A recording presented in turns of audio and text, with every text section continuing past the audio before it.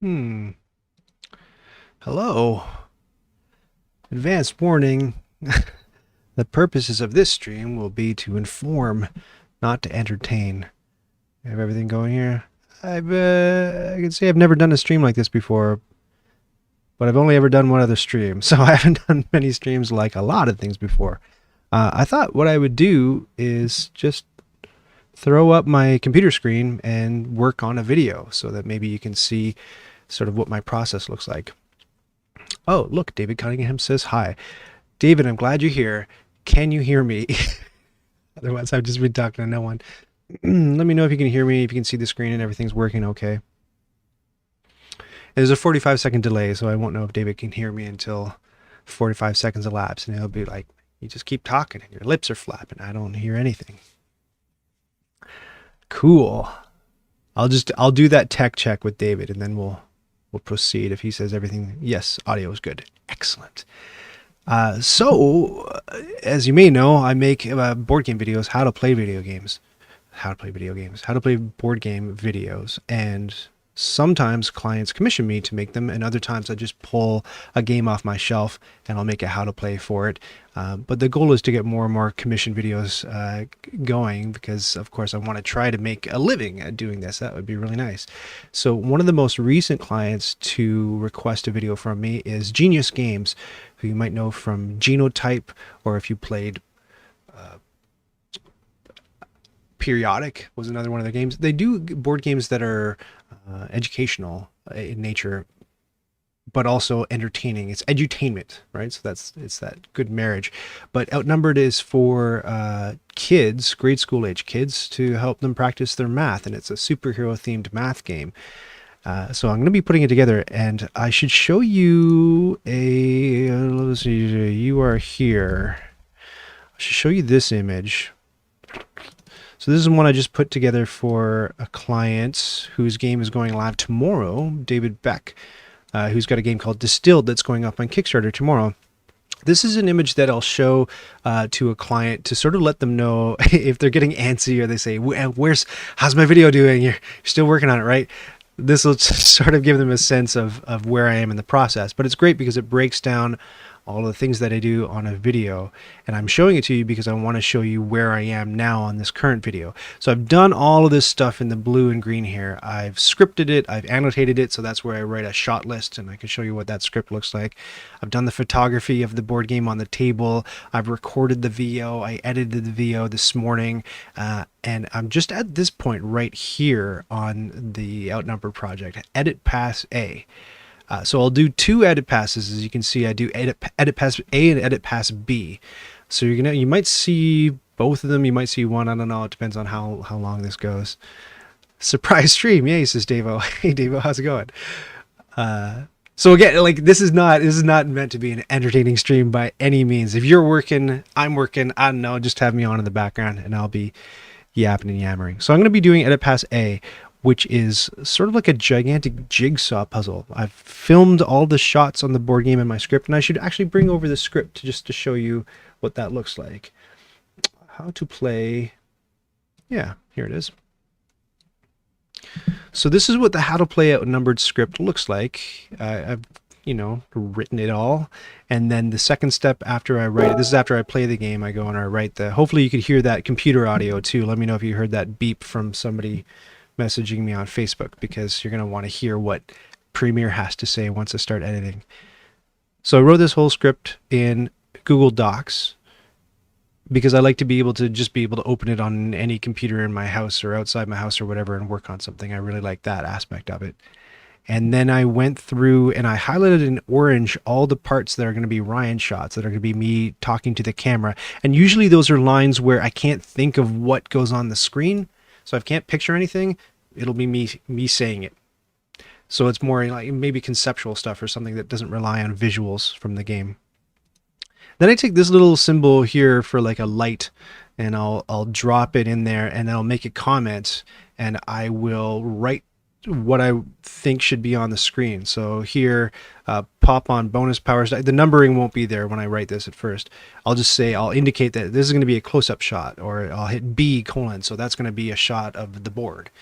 And so I'll write B colon da da da da da. So right here, I've got a close up, pop on the bonus powers deck, pop on the villains deck, add the event deck, cut the villains deck, put the other half on top. So that's everything that needs to be depicted visually in the shot to accompany the voiceover. And then after I write down all of those, what I'll do is I'll go through.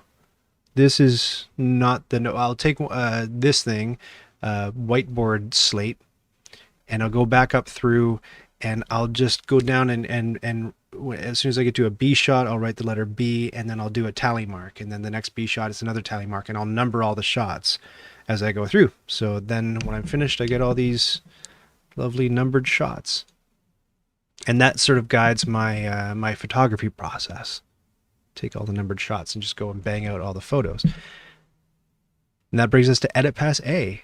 So in Edit Pass A, I have to take all those shots and slot them in, but I need sort of like a guiding principle or something to hang them on, and that's going to be the voiceover. So I'll sit down, and that's what I did this morning. I recorded that whole script, and then I edited out all the swear words because my family was stomping around on top. I do all of this in my basement, and usually it's pretty good. I can reserve time with them, and they all have to shush, and they're all like on the couch doing whatever they're doing, having to pee really badly until I finish because they can't walk around. It's really loud.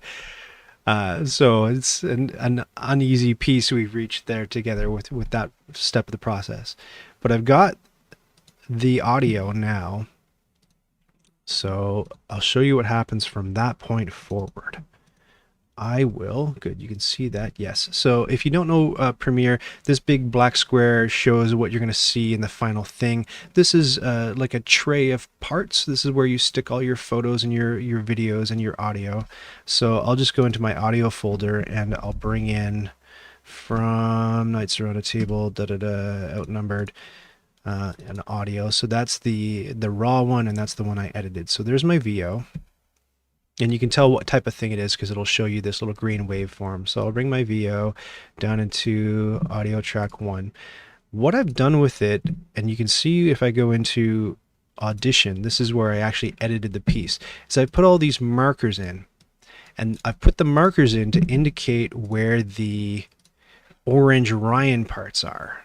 So whenever I say a line that starts at the orange part, I'll put a marker in, and then when I stop the orange part, I'll put the marker at the end of that. And the reason I do that is because here I have a folder full of common elements that I use in like every video, and I've just got this big chunk of orange screen, and I'll even label it so that it's orange on the timeline. This, by the way, is the timeline. If you've never worked with a program that has a timeline on it, you can scrub that, or you can hit space. It's Ryan from Nights Around a Table. And it just sort of plays through everything in sequence. So I'll take this and I'll trim it. And I call this process blocking because I have a theater background.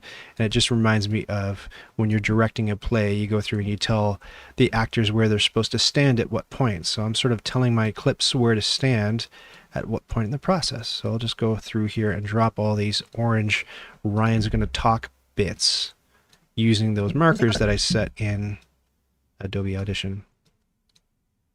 The nice thing about, I mean, the Adobe Suite is stupid expensive. I got a discount on it this year, but now last year I got to pay the full price this year, I think. But the nice thing about it is that sometimes the programs play very nicely together, and this is one case where I can drop markers in and they show up in Premiere, which is really nice. But look, I've made a mistake here because there's a marker, but there's no matching close marker, and this entire thing can't be Ryan talking. So let's listen and find out what's going on. You really did a number on him. So it's a superhero-themed math game. So throughout it, I'm dropping in all these cheesy number-based one-liners in like a superhero voice, and every single time we defeat a villain, I go, hooah! That'll make more sense once I show you some pictures. Hooah! You really did a number on him. But what do you do if you're playing hero mode and you... So I'll look up that piece of dialogue in the script. But what do you do if you're playing hero mode? So I should stop the Ryan part. That just means you multiply the number with itself. So back to Premiere. You need to get up to some really big numbers. Well, you can square a number. That just means you multiply the number with itself. So right there is where Ryan's done talking, or the Ryan shot is finished. And I'll go through and do the rest of them. Oh, looks like I have messed up again here without a matching marker. Each hero has his or her own special ability that you So that's probably the only time I've mentioned that. Find his or her own special ability that you can use once per turn. can use. That line begins. Every player was dealt a random hero card at the beginning of the game, and each hero has his or her own special ability that you can use. So from every player. Right there. And I know what happened there. The matching markers aren't there because I didn't realize that I reused my cheesy number-based superhero one-liner. And so I cut it and transplanted it somewhere else in the video for reasons that are boring. I won't explain. Anyway, I ended up nixing some of my markers. So this process, this blocking process, usually only takes maximum 5 minutes on a video. And it's just to I mean, it's not super necessary, but it's just to help me break up the timeline and not go crazy. You know, as you know, if you've seen my videos, they always end with a Ryan shot right here where I say, now you're ready to play, so here's that. And that's how you play Outnumbered. This video is slightly different than what I've done with other videos because the intro is usually, hi, it's Ryan from Knights Around a Table, and this is game name, mechanic for X to Z players. Let me show you how to play. But the client wanted something different with this one. As you know, I'm a very staunch supporter of putting setup at the end of the video for numerous reasons. But in this case, it doesn't really make sense because this is the kind of thing where I think what they're going to do is you zap a QR code and my video pops up. So the idea is you can zap it in the classroom and try to find out as quickly as possible how to play the game. So the intro sounds like this. Hi, it's Ryan from Knights Around a Table. Here's how you play Outnumbered. Bang, right to it. None of this mess with mechanics or who cares? 8-year-olds do not care about the game mechanic. They don't want to hear that. And then the client wanted the setup stuff right at the beginning. So right off the jump, we go. This truck is carrying the infinity generator down to the Atomics lab. But these bad guys are closing in. If they break through our defenses, they'll steal the infinity generator and we'll lose. And there's only one way to stop them. With math. So put the truck up here and the barricades down here. Deal everyone. Right, so right off the top, we're showing where to put the decks and where to put the things on the board. Cool. So that's the blocking step. Back to that image I was showing you. Where's blocking? Blam. So this tiny little sliver. And this timeline is based on terraforming Mars. I just took all the timings from that. Cool. Alrighty. So the next step is I'll go into footage. 2 footage folders. I'll go into footage, and this is where I've stored all of the shots. I pulled them off my camera. I shoot with an iPhone now. I used to shoot with a DSLR, but it was an old DSLR, and if you see my older videos, they got dead pixels in them because it's an old DSLR, and so the iPhone stuff just looks a lot better now. And I will have my script open. I'm not going to throw that up in your face because it's annoying for you to keep track of. But what I'll do is I'll go through and I'll see you right off the beginning of the script for this chunk of dialogue. This is the shot BO1. So if I keep looking over there, that's what I'm looking at. I'm looking at the script to see what the next thing is. And I should also keep an eye on chat in case anybody has any questions or declares they're super bored and are leaving or whatever you want to. I didn't promote this stream. I just thought I'd throw it up and whoever hops on, hops on. No biggie. I don't do ad hoc very well, and I don't do spur of the moment very well. I'm a perfectionist, so this is kind of like a out of my comfort zone leap of faith for me. So here we are. So the very first shot is BO1. I have a piece of software called Watchtower that goes in and pulls all my footage out from the different folders and puts them in the right folders in Premiere. But one thing it doesn't do, let's see if I try to explain this. Okay, so when I do a sequence, David says it's really cool so far. Thank you. You fuel me. You're like the mouse in my Dumbo hat with the magic feather. So here's an example of the folder structure for this one. These are all the B shots, the board shots for Outnumbered. So if I go into BO1, actually, you know what? I should really tell Steve, the client that I'm doing this. Hold on, let me just message him here and hey, we're live with your project. Just let him know, because I don't know, maybe he wants to be in there. If he was probably doing other stuff to worry about. This is, you know, a folder full of all the pictures I took for the very first shot in the video. And they're sequentially numbered, and I do a lot of stuff with sequentially numbered images because yeah, I do a lot of stop motion. But what Watchtower does is it's very great in that it pulls all this footage into the folders I've created, or sorry, it creates they're called bins in Premiere Pro. But if it sees that there's a big sequence like this that's sequentially numbered, it'll just go blom, and it'll make it into one single thing that's a sequence with all those images. So if we're back in Premiere and I take this thing and I put it on the timeline, and it always comes in, I think it's shot at 4K by default, so I have to shrink to like 50 or 48%. So this is what it looks like if we play. A hero card. It does the whole thing, right? So I don't necessarily want that to happen. I might want to deal with some of the photos individually, and I know that in Premiere you can actually go to a spot and you can like say right click it and say you just hold on this frame and extend that for this amount of time, but then it pushes the rest of your timeline out. I don't know, I have a way to do it. It's maybe slower than what super Premiere Pro users will do, but this is how I do it. So now I have to go in and separately I'm going to import footage B shots. I'm going to import all of the pictures as well as having them in a sequence. Here they come.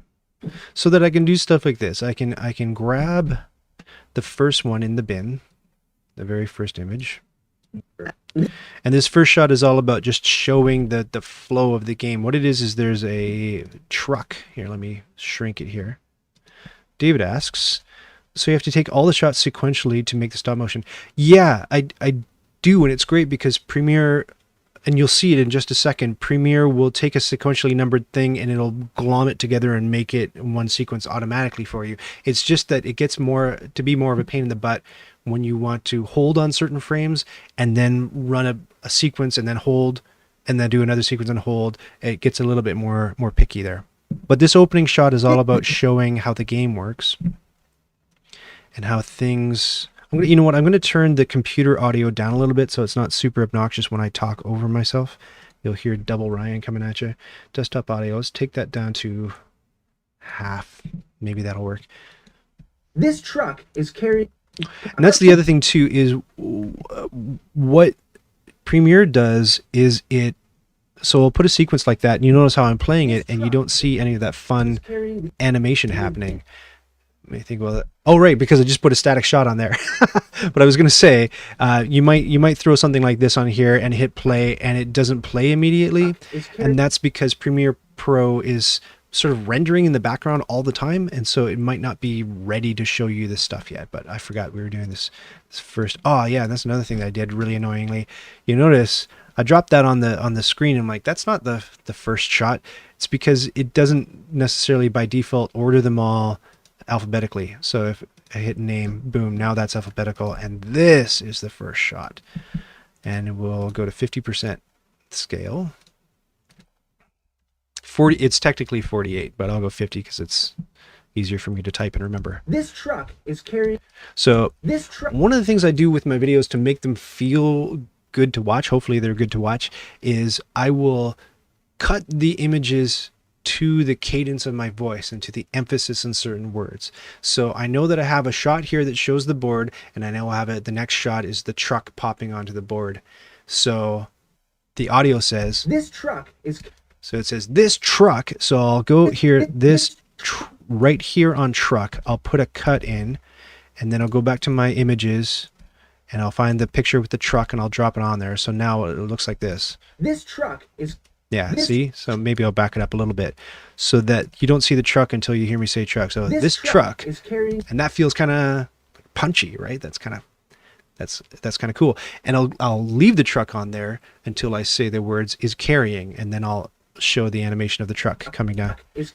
So right there is when I start saying carrying. And it seems like a fine point, and it seems like it, you know, come on, give me a break. Why would you spend that much time sinking it and making it do that? I have experimented with not sinking it, and it sucks. It's just not nearly as engaging or interesting. So let's see a spot where we can stop it. So welcome to Outnumbered, by the way. The truck, as you'll see through the instructions, it goes all the way down here carrying this infinity generator MacGuffin, and then you fill the board with these villain cards that have numbers on them, and then you roll the dice, and you have to apply math to the dice to defeat the villains by matching the numbers that are on the cards. And it's sort of like a Space Invaders thing. So they come down the screen threateningly, menacingly, and you have to eliminate them all before they get to the bottom and defeat your defenses and take the thing that's on the truck. Okay, let's see how this looks. Is carrying the infinity generator down to the Atomics lab. But these bad guys are... So that goes pretty fast. I can slow that way the heck down. Let's try it at 50% and see if it matches the rhythm a bit better. Carrying the infinity generator down to the Atomics lab. But these bad guys are closing in. If they break through our defenses, yeah, so yeah, he breaks through the defenses right when I say break through our defenses. They'll steal the infinity generator. Oh, that's pretty good. You see, he took it off right when I said that. So I'm pretty happy with that timing. I'm going to leave that at the very end, the last shot on a static, so that when he comes in and steals the infinity generator, they'll steal the infinity generator and we'll lose. And there's only one way to stop them. With math. That's pretty cool. I like that. Works nicely. It's a pretty janky looking sequence, to be honest. I don't like that it goes partly blurry. I think I'm going to cut all the blurries out. It goes blurry a couple times, doesn't it? It loses focus, right? It loses focus a couple times. That's not good. Wonder if I can get away with just like a fade between there. Probably not, because it's in the middle of a sequence. That kind of stinks. That kind of stinks. There's going to be a lot of me like humming my way through things. No, that shot's kind of blurry too. Let's find one that's not. You're blurry. You're blurry. You blur. Oh, no, you're good. You're crisp. But what happens if we play that back? Down to the Atomics lab. But these back... Yeah, I'll settle for that. The guys on the right kind of jump a bit. Down to the Atomics lab. No, they kind of pause.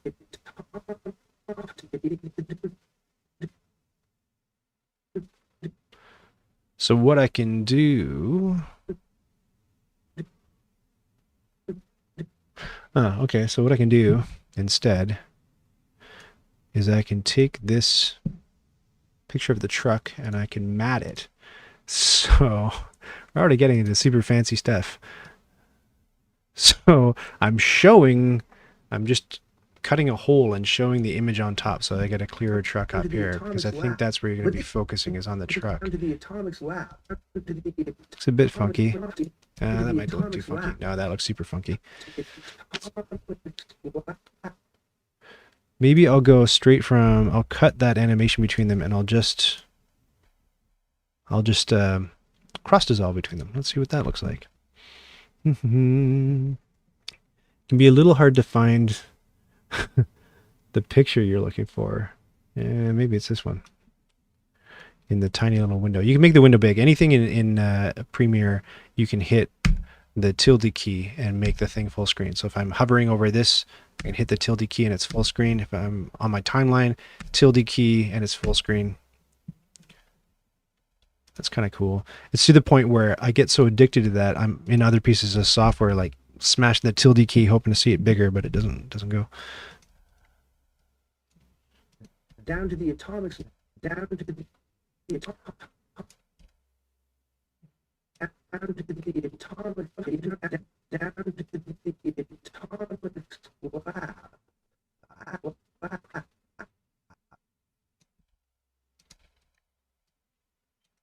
But these bad guys are closing in. Down to the atomic. Yeah, so from there, which number would that be? That would be the guys all in the top row. And then Mr. 12. Let's find it. It's before they move down. Blop, blop, blop, blop, blop. 15, 11, 10. Oh, it's hard to find. And it doesn't show me if I zoom in on the sequence which shot I'm looking at. So I just have to sort of dig for it, I guess. It's one of these. I think it's this one. So if I cut it here, and I cut this, and I cut that, and I drop that here, and I put a dissolve on there. Generator down to the atomic. Whoa, I forgot to put it 50%. Generator down to the atomics lab. But these back. Yeah, that I can live with. But Well, what happens right there?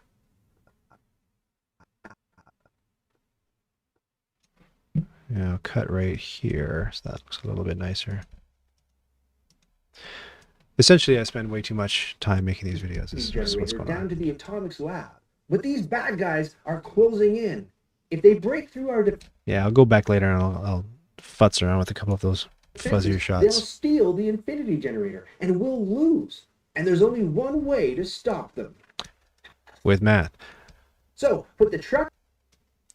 Right, so on we go. So BO2. Bring in all my BO2 shots. Because like I said, the sequence has been, all those images have been compressed into this one sequence. So if I wanted to animate it, I would bring it out here. But I don't want to animate it, I want static shots. So this is now at 50%. For some reason it wants to default to not showing me. Oh no, they are. Oh yeah, so the way I shot this is that the truck is supposed to be a blank board, and then I add the truck. But so many times I'll film in reverse sequence, especially when it comes to adding things onto the board. I'll start with them all on the board, and then I'll take them all away, because I find it's way easier to take things off the board without nudging anything out of place than it is to put things on the board, because the propensity to bump something is much higher that way. It's the same thing in video games too. I found when you're programming a video game, I think this is a weird pet theory that I have, but I think a lot of video games are about violence and destruction. Because in the early days, they're holdovers from the early days, and in the early days, and just even now when you're programming a simple game, it's much easier to remove something from the screen than it is to put something on the screen. Because if you think about it, if you've got a game where, I don't know, it's aliens, you're shooting aliens out of space, there's much more to think about when you're putting something on the screen. Like, is it going to collide with something that's already there? Is it going to be past the spot where the player's guns are to shoot? Is it going to be, there's a lot more thinking you have to do to put something on the screen than there is. It's much safer just to like take something off the screen that's already there and in a legal position. Does that make sense? So like, it's easier to kill things or destroy things programmatically. And same thing with this board game stuff. It's easier to take stuff off the table than it is to put it on. So I shot it out of sequence is what I'm trying to say. So put the truck, boom, there's that picture. So put the truck up here. And then we're going to switch to this 50%. So I discovered way too late, years into using this program, that you can really quickly put you can define one transition as your default transition, and when you hit Control D, when you select two clips that are butted up against each other, it'll apply that default transition. So usually the default transition is cross dissolve, and that's where one picture or piece of video fades out while the other one fades in over top of it. So I'll just hit Control D and throw a cross dissolve on there, and you can extend that cross dissolve and make it take a longer time or shorter time. Oh, there's Mark V. Hello, Mark. DJ Mark V. Here. And the barricade's down here. Is that really what it looks like at 50%? No, it is not. 50%. There we go. Here. And the barricade's down here. Deal everyone. What's next in B3? B03. So some of the edit pass A process is deciding what's going to be photo. Oh, this is better. Yeah, I thought this didn't sound right. When we actually show the barricades, we actually show them popping on. That'll look a lot better. And I'll try to time it. And the So as soon as I say but and barricades and the barric, and then I would say the cades and barricades. And the barricades. And then there's 5 of them down. Here, period. So we'll play that back and see how this sounds. And the barricades down here. Deal every. Right? It's pretty good. I think. And I mean, like I could mess that up for you and show. You know what? I'm going to do that. I'm going to do that just to convince you that that's time well spent. I'm going to mess it up. So I'll move these clips forward and I'll take all this stuff and I'm going to do it again, except with different timing. So this is going to come this way and this is going to be kind of shorter and this will be up here and this will take longer. So this is all like staggered and here's how it sounds. And the barricades down here. Deal every. Gross, right? Like, ew. Nobody wants that. So this cutting pictures to the cadence of my voice is cool and it works. And I think it's what helps make a video satisfying to watch. The barricades down here. Deal everyone a hero card. I think anyway. You can tell me if you think I'm crazy. Probably think I'm crazy. Very occasionally I'll have things where I've actually filmed. So this is going to be a shot of dice rolling. But before that happens, when I say... Deal everyone a hero card. Shuffle the bonus powers deck and keep it handy. Then... Huh. I thought I should have more photos for that bit. What do I say here? Deal...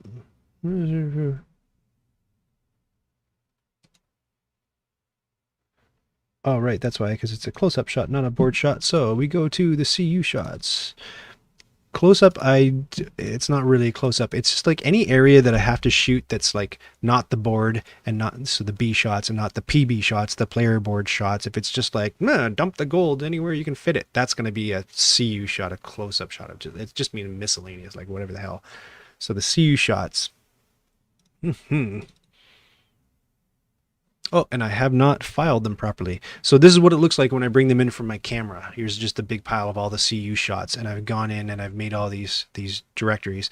And one thing I found out is right-clicking, hitting new, hitting folder, typing in the name, and repeating for like 32 board shots, or sometimes there's 60 shots in a segment. That sucks. So I'll actually go into like the command line prompt and hit MD for make directory, and then CU01, CU02, CU03, CU04, and I'll type them all out and you hit enter and boom, it creates them all once really quickly. Much better way of doing it. But then once all the folders are there and all the images are pulled off the phone, then I'll have to take them, and this is the slate. So when I do all the photography, I use this handy whiteboard slate again, and I'll write CU01 so I know what the shot is. I'll click it and then I'll photograph the board game. So here we are, and then to organize it, I'll take everything that isn't the slate shot and I'll dump them into CU01, and then I will, hold on, let me see here. I'm just going to show you outside of the, here we go. And then I'll take this one, this is what CU02 looks like, and this is what CU03 looks like. So a lot of dice shots in the close-ups on this game. CU04 and CU05. And then what I'm left with is all these slates, and I don't delete these in case I've messed up.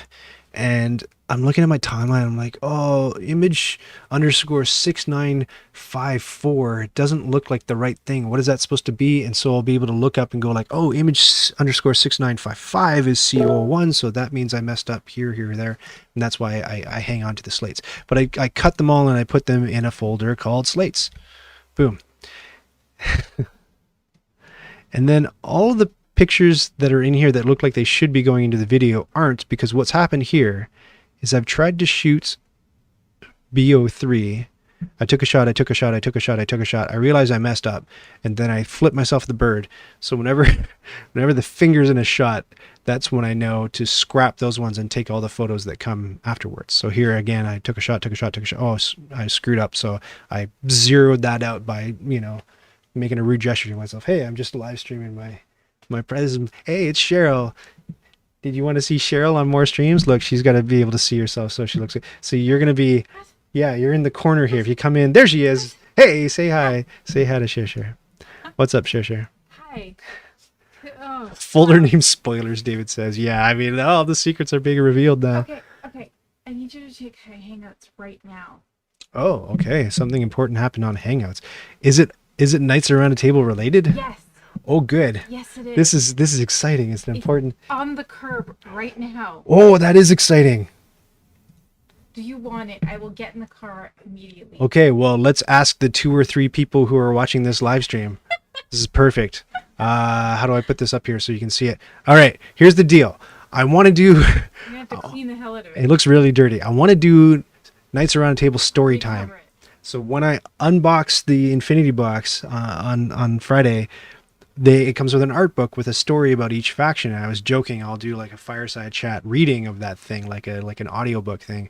And I was like, actually, it's not the worst idea in the world. A lot of board games have this written content. Like there's a Catan thing that has 3 stories in it, and there's the story with the Rise of Fenris and Scythe. So I thought it'd be me I joked that it would be me in a smoking jacket, and I was thinking, wait, I do have a smoking jacket, and I do actually have a fireplace, so I should. What I don't have is like a wingback chair.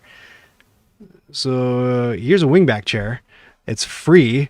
It's blue. I wanted something that was, and it matches kind of like the cooler colors in our living room. Should I buy this wing, or should I pick up for free this wingback chair for story time? Oh, there's another one. There's another one. Okay. But Mark says, get it. Mike says the art book is so nice. The art book is really, really nice, but I don't know if I'm going to be able to do that art book because, as somebody rightly pointed out on the Discord server, that's it's their copyrighted stuff, and people paid extra money to get that on Kickstarter, and they may or may not appreciate me blabbing the secrets that they paid for, but they didn't pay for it in audiobook format. I don't know. I'd have to ask Mindclash if they're cool with it. Davo says he loves it. I mean, if Davo loves it, you know what? It's free. If we end up not liking it, or if it's filled with chiggers, that's like if there's bed bugs all in it. no, it'll go in the garage and then I'll steam the shit out of it, clean it. Yeah, easy with the language then. This is why we don't do live streams with the family, I'm because a they're sailor. naughty. Yes. Cheryl swears like Popeye. Even Popeye doesn't swear in his cartoons. Get the chair, just give it a good vacuuming, says Susanna. Yeah, I agree, Susanna. I think we can rehabilitate this. Steam it and There's also this one I can pick up tonight too. Okay, sure. She's going to So send me one more image. Maybe this one, and I'm going to recover this one. Maybe we can put it to a vote. I don't have vote technology. Oh, okay. So this is a more traditional one. Now, the reason why I wanted to go with it's very little. I wanted to go with a blue one for a few reasons. It's more on brand to go with the blue. The brand of Knights Around a Table is blue. And just our living room with the fireplaces, it's all cool colors. It's grays and stuff like that. So I don't know if that would. Let's see what they say. I will recover it though. Oh yeah, but I don't see. Cheryl's like, I will recover. I will rebuild the chair for you. I'll chop down trees. It's like, relax, Cheryl. No, just let's see if they say. Cheryl came on and the viewers doubled. That's the bump that you give. Here, come back into the shot because we need you here. We need you here.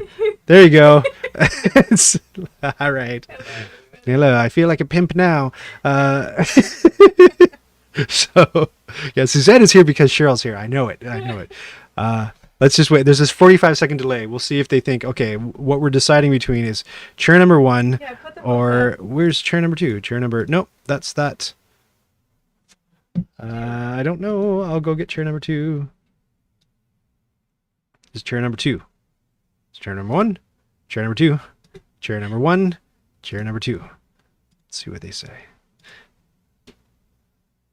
Blue chair. Yeah. The blue. Yeah, everyone's saying the blue one. I'm with you. We're going to go blue. Okay, I'm going to go see if I can get All right, there she goes. Like, it's so funny. I mentioned this stuff like just as like Michael says the red one. No, tough nuts, Michael. You're overruled. So it's gonna be the blue chair. I'll mention these things as sort of like a lark, and then like the next day, Cheryl will be in the garage like laboring away on whatever I just kind of mentioned. Picture a Friendly Giant style intro for story time. Oh my gosh. I don't know if they're going to know what you're talking about.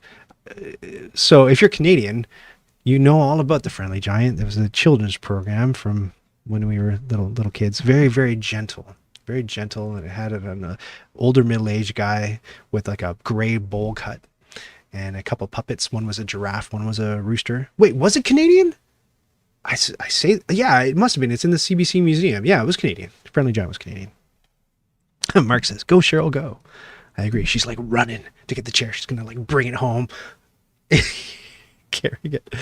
No. Go for blue. I meant the red looked Masterpiece Theater / Friendly Giant. Yeah, the red does look more what you think of when you think wingback chairs in a, room with people drinking cognac and smoking cigars. But I think branding wise, and if you see our living room, it's gonna fit a bit nicer. Friendly Giant was totally Canuck. Yeah, I thought so, because they have Rusty the rooster, who doesn't look anything like a rooster, by the way. He's kind of rubbery and gross looking in person. And Jerome the giraffe, the puppets in the CBC museum. If you ever visit Toronto, head to the CBC building, and they got a little museum. It won't mean anything to you if you've never seen anything, but you've seen Hockey Night in Canada, maybe. They got some stuff from there too. And it's a cool studio tour. I don't know if they still do studio tours. Probably not with COVID these days, but you can go through. And I remember one of the coolest things about the tour at the CBC building is I hope you guys tune in for this riveting Canadiana. They'll take you through the area where they used to do all the Foley for their radio shows. And they still do radio shows, and they still do live Foley. And it's really cool. It's like they have pairs of shoes and different panels of different stuff that the shoes can walk on. So they'll have gravel, and they'll have grass and pebbles, and it's cool. That's so cool. Back to this. What are we doing? We're working. And the barricades down here. Deal everyone a hero card. So when I say deal everyone a hero card, some of this stuff is going to be edit pass A, and some of the stuff is going to be edit pass B. So whenever I'm talking about cards, one of the stipulations I have when I work with a publisher on a commission video is that they got to provide me assets, because when I pull a board game down from my shelf, I mentioned this in the Anachrony live stream as well, and I wanted to pick the assets, I actually go and I scan the assets, and I take them into Photoshop, and I cut them all out, and it's really laborious. It doesn't really look very good. The assets look kind of crummy on the screen. They don't look as good as if the client were to provide me, beautiful assets that they would have sent to the printer to actually make the game. But publishers are reticent to send me those assets because, of course, theoretically, I could get up to shenanigans with them. I could sell them. I could theoretically maybe pirate the game, depending on how many assets they give me. But usually when I do these Kickstarter preview videos, it's not as much of an issue, because the game's not in production. All they've done is spend a few $100 on a bunch of prototypes for it, and they're not so worried about stuff getting out. And the game is still usually kind of being workshopped on Kickstarter, so they don't seem to be as hyper alert about that. Outnumbered was already in production, and I believe they're trying to do a second run of it. So they got all the art assets, and they provided them to me. So when in the part of the video where I say, everybody gets dealt a hero card, that's edit pass B stuff. That's when I'm actually going to be going into Adobe Animate and animating their assets around the screen, flying around. So that's not this part. This is still placing photographs. Shuffle the bonus powers deck and keep it handy. Oh, this is more close-up stuff, actually. I have a picture of that. So back to close-ups. Right, close-ups. Oh, yes, that's what I did. I remember where I am and what I'm doing. BFG is British, Roald Dahl. Yeah, it's British, but like, man, my grade 4 teacher read us the BFG, and he was a wonderful reader. So I have fond memories of the BFG. Here's all my close-ups. So right around which point? Yeah, I'm going to want to switch just to keep visual interest. Here. So right around here, I'm going to switch to this side of the board shot. And remember, Control D, I can just really quickly put a cross dissolve. Deal everyone a... Hero card. So that'll happen on in front of this shot. And if the colors look a bit muddy, that's another thing. That's one of the very last things I do in the process is I can click this shot and I can goof around with the exposure and I can make the highlights brighter or the shadows darker. So I usually do a bunch of that, but I don't do that until I don't make the pictures look really good until the very, very end, because it can slow down render time and it can take up, it's more processor intensive. So I just see how it went a bit muddier. I don't know if you can really tell that through the live stream, but I make the pictures better and I make the audio better with a post-processing thing at the very end too. That's all later. Finishing touches kind of stuff. You have to be a Canadian of a certain age group to recall the Friendly Giant and Mr. Dressup. The deal with the Friendly Giant is he was on air for like 30 years or something ridiculous. So yeah, you do have to be of a certain age, but it's a pretty generous age bracket to be able to remember the Friendly Giant. Like I was a little kid in the 80s, and I think that people in the, I want to say 60s knew the Friendly Giant because he was on for a while. Mr. Dressup, fascinatingly, you might not know this about him. If you never heard of Mr. Dressup, he was another children's entertainer on Canadian television, but he got to start as a puppeteer or an intern for Fred Rogers. So he's on Mr. Rogers' Neighborhood for a bit, and then Fred Rogers went to bat for him to help him get his show with the CBC up in Canada. Kind of cool. A hero card. Shuffle the bonus powers deck and keep it handy. Shuffle the B on bonus powers. Shuffle the bonus powers. There they are. Shuffle the bonus powers deck and keep it handy.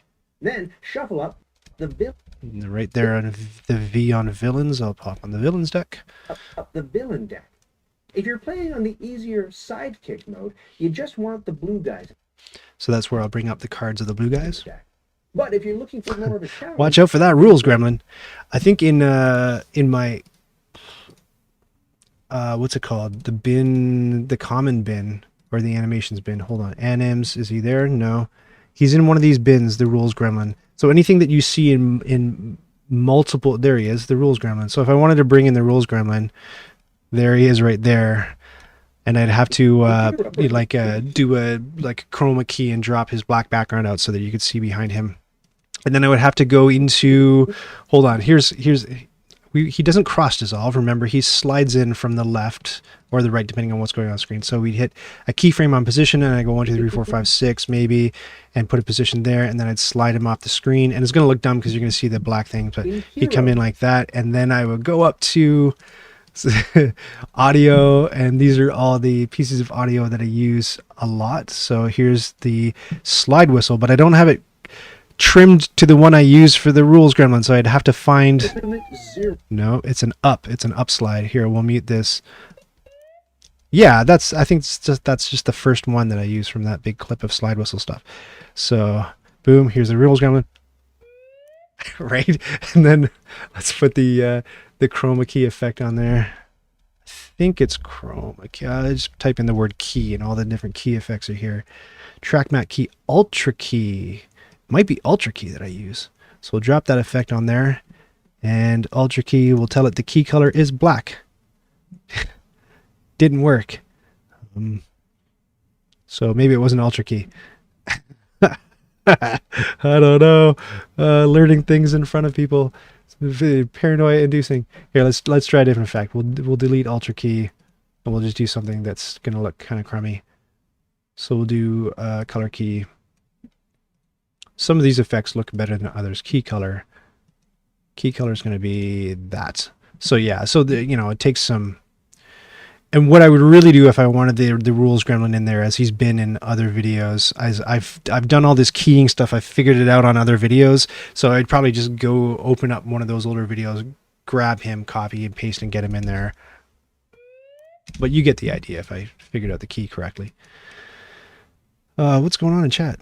Not sure if you mentioned this part of your videos, but I love your red X marks with the duck quack. Oh, thanks, Susanna. That is Edit Pass B stuff. So we're still in Edit Pass A, where I'm just fitting all the photos together like it's a gigantic jigsaw puzzle.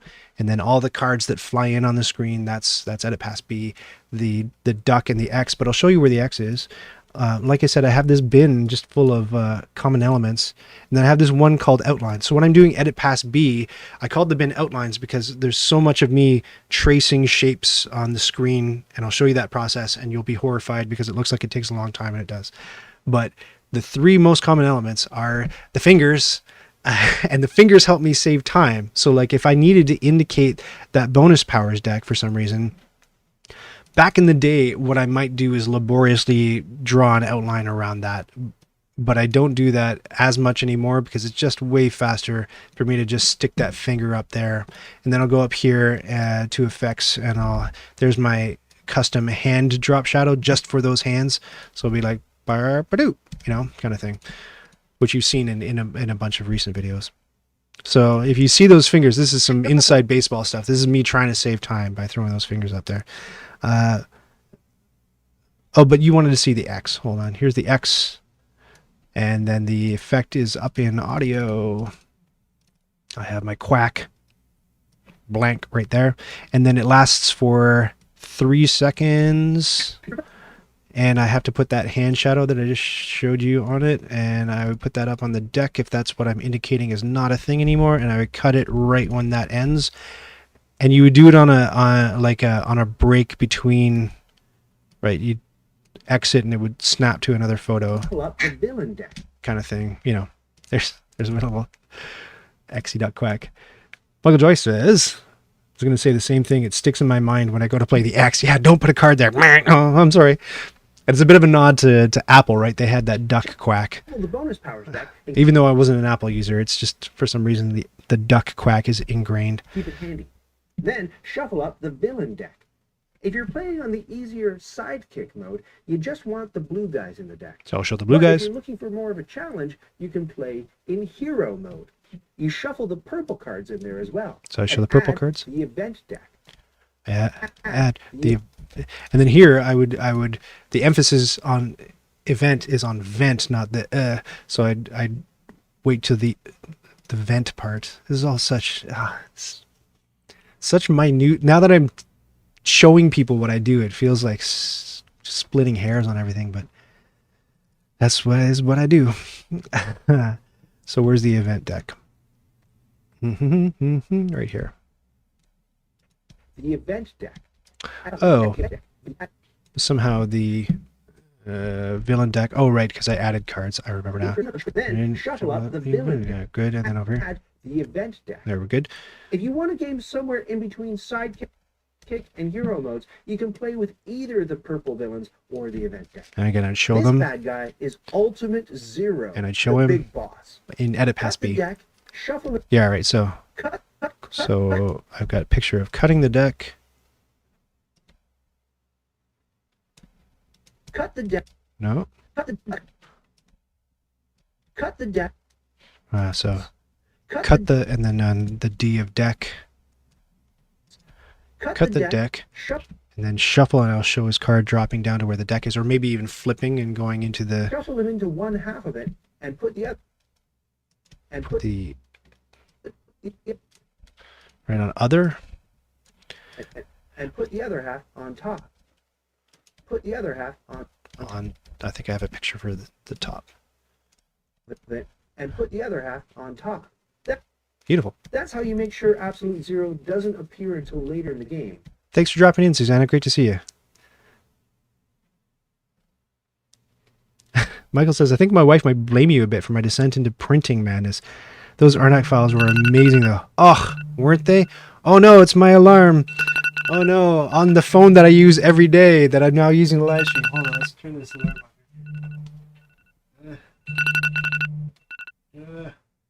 Off alarm. Oh, no, nobody. No, stop with that thing. Stop. Everybody stop. No. We're back. Now you know Michael Todd's phone number. Okay. I think we're good. I think we're back. But you'll never be sure. I can still feel my phone buzzing. Okay. When he'll turn up. You're up, activity generator. Pick someone to be starting player, and that person rolls the 3 dice. Right. So this is This is one of the rare shots that's actually going to be video. Let me just find where it is here. If you're just joining me, I keep looking over at my script because that helps me. It's where my shot list is.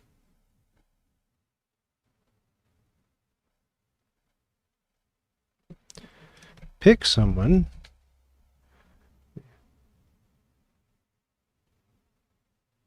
Oh no, that's a Ryan shot. That's still supposed to be Ryan.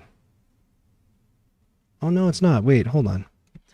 It's CU04, I want to say. No, it's not. It is a board shot. Board shots, B04. There it is. So let's see what we got here.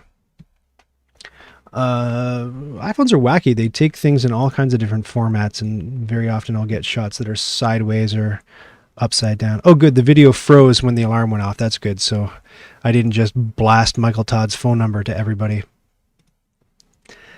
So what you do about this is you can just go into effects and hit -90 on the rotation to conform it to the way it's supposed to be.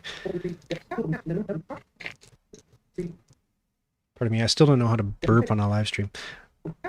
So that looks pretty good. It's got a nice sound. So they don't steal the infinity generator. Pick someone to be starting player, and right here. And that person rolls the 3 dice. Now you notice you might, I don't know if you can hear that, but there's like air conditioning sound in the background. Person rolls. So what I'll do is I'll unmarry the video from the audio by hitting unlink. So if you don't hit unlink and you move this thing around, this part's the audio and this part's the video, and they're going to move together. But if you want them independent of each other, you can unlink them. So now if you wanted some sort of abomination where the roll of the dice happens at a different time. Person rolls the 3. Whoa. Whoa, that's nasty. But I did that so that as soon as that sound of the rattling dice goes, I can cut out all the other audio, which is where you can hear the air conditioner. And that person rolls the 3 dice. You can still hear it a little bit. Maybe I'll trim it a little bit more. Woo.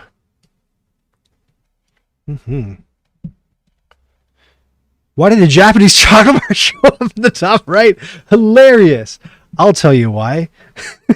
Because if you join me, and those of you who joined me in the last live stream know that for my unboxing live streams, we take a snack break and I introduce a snack to people, and I was eating that chocolate bar. And in order to bring the image of that chocolate bar on the screen, I had it mapped to Control K. So if I hit Control K again, boom, there goes the chocolate bar. I just copied all the settings from the last live stream to this one. So if I do other stuff, I can show you. I mean, I can show you the rebus for the last live. Let's see. Oh no, the rebus got deleted. Oh well. Otherwise, I could show you a fun puzzle that I did in the last live stream, but you have to watch the last live stream to see that one. Who knows what other surprises are awaiting us? Oh boy, this is wild and woolly. The 3 dice. You have to apply math to the numbers on the dice to match the numbers on the bad guy's cards. Then you get to knock. So I probably don't want the big hairy man hand picking up the dice at that point. Let's see what the script says.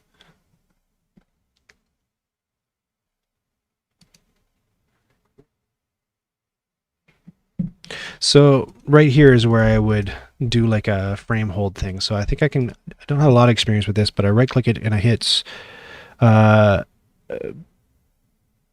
insert frame hold segment. See what I mean? And it cuts and extends the audio. So instead, if you just hit add frame hold, it doesn't make it so that you can, oh, it does. Okay. Then never mind. It's all good. You get to knock those villains off the board. Great. Then you get to knock those villains off the board. What's next? I'll show you something. I'll show you some examples in a second. Okay. Someone to be starting player, and that person rolls the 3 dice. You have to apply math to the numbers on the dice to match the numbers on the bad guy's cards. Then you get to knock those villains off the board. I'll show you some examples in a second. At the end of everybody's turn, you move the infinity truck down the board. Uh-oh. I don't know if I got the shots for this. Oh dear. That happens too, and then I make a note down at the bottom of the script that I need to pick up because I screwed up and I forgot something. But let's take a look in here and see if I've got pictures of the truck moving down the board. I have pictures of the truck moving down the board in other instances. Oh, I know what happened. Do I know what happened? I don't know what happened. VO5. Well, let's go hunting. Let's go hunting for the pictures that we need. That's not the truck moving down the board. That's not it. That's the rolling dice thing we just did. There's a middle finger shot, so I'm going to take all of that and cut it and put it in slates because that's some junk shot stuff right there. Footage. BO6. Is that? It's hard to tell from here. I don't think so.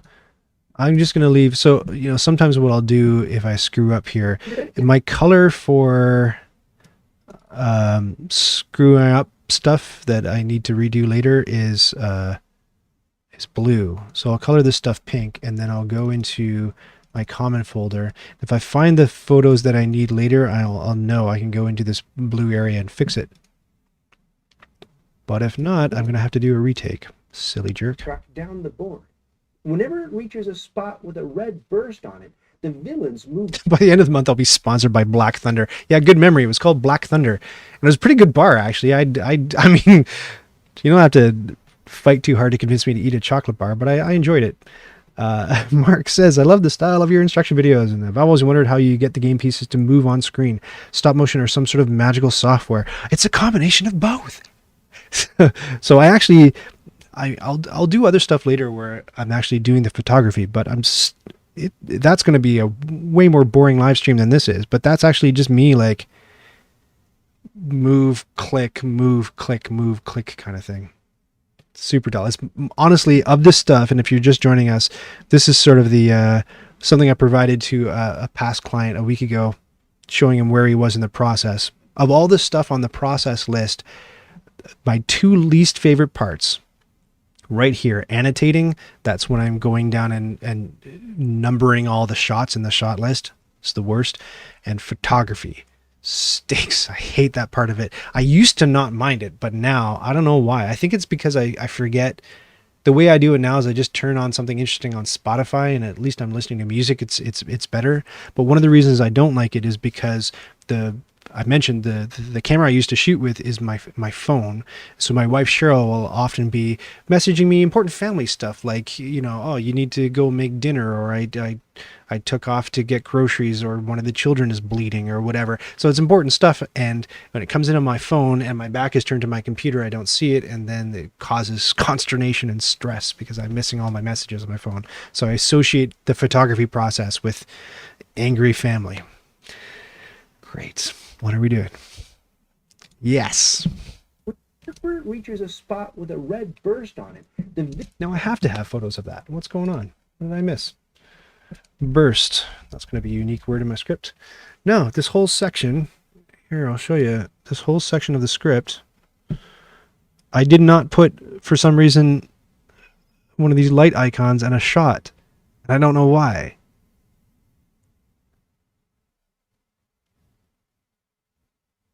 Why didn't I do that? That's weird.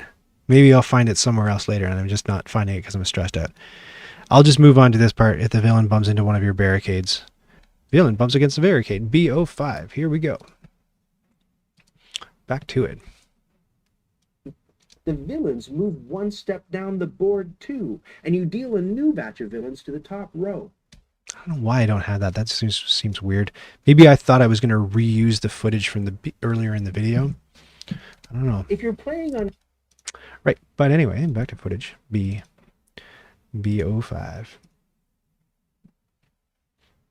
Michael says, that answers one question I had. You are covering Distilled. Yes, I am. Can't wait to see your video on that. It looks super good. I really enjoyed Distilled. So did Cheryl. We don't always know what to expect with these commissioned videos for games because a lot of the publishers are sort of smaller publishers who may be doing it for the first time or the second or third time. So not the massive, CGE types. So maybe they're just still finding their footing with game design. But we busted that out and had a great time with Distilled. So this is some nice free publicity for Dave and Paverson Games, which I'm happy to give them because I enjoyed it. But Distilled is on Kickstarter tomorrow, and you'll be able to watch my video for it tomorrow morning at 8 a.m. Don't set your alarm or anything and rush to the computer to watch it, but it'll be there for you tomorrow anyway. And definitely check it out. It's neat. It's not a push your luck game. It's a mitigate your luck game, Dave's calling it, and I think that's an interesting nuance. It's neat. Just watch the video. It's cool. Here we go. If you're playing on hero mode, you also draw an event card and do what it says. If you're lucky... What the hell? Where am I? What is BO5? Oh, I see. Hitting the infinity truck down the board. Whenever it reaches a spot with a red burst on it, the villains move one step down the board too, and you deal a new batch of villains to the top row. If you're playing on hero lost the mode, plot. you also draw an event card and do what it says. If you're lucky, the event card doesn't do anything, but most of the time it'll make the villains move even farther down the board. Hey Luke, good to see you. Thanks for joining. As I mentioned before, this is not really meant to be an entertaining live stream, and I think I'm living up to that promise. I'm just working. I'm just editing together a video for Genius Games. Or it'll make extra villains appear on all these red spaces. So that's a spot where when I say all these red spaces, in Edit Pass B, I would take a screenshot of this. I would go into a separate piece of software. I would trace an outline around it, and then, you know what, I'll go through that process right now. So here's how that works. So I'm going to go into Browse, and I'm going to go into where the hell, numbered. I'm going to tell it it's going in the stills folder. So I would call this red spaces. Hey, how's it going, Cheryl? Cheryl's lurking on the side there. I think if we say the magic words, Cheryl will appear on the live stream. What are the magic words to summon Cheryl? You tell me in chat, and then we'll say them together. And maybe instead of yeah, exactly. Instead of poking her head through the calyx shells, she'll materialize. So I take a screenshot of that. That's how I do it. I hit the camera button, I give it a name, and then I will go into Adobe Animate. And you're like, Ryan, why are you using a completely separate program to do whatever the heck it is you're going to show us? And I'll tell you, it's because Adobe deliberately tools their software so that not all things work in all software, because you could technically draw vector graphics in Photoshop, but then how would they sell Illustrator? You know what I mean? So they make some things more difficult to do in certain of the programs so that you have to pay for the entire suite and learn the entire suite.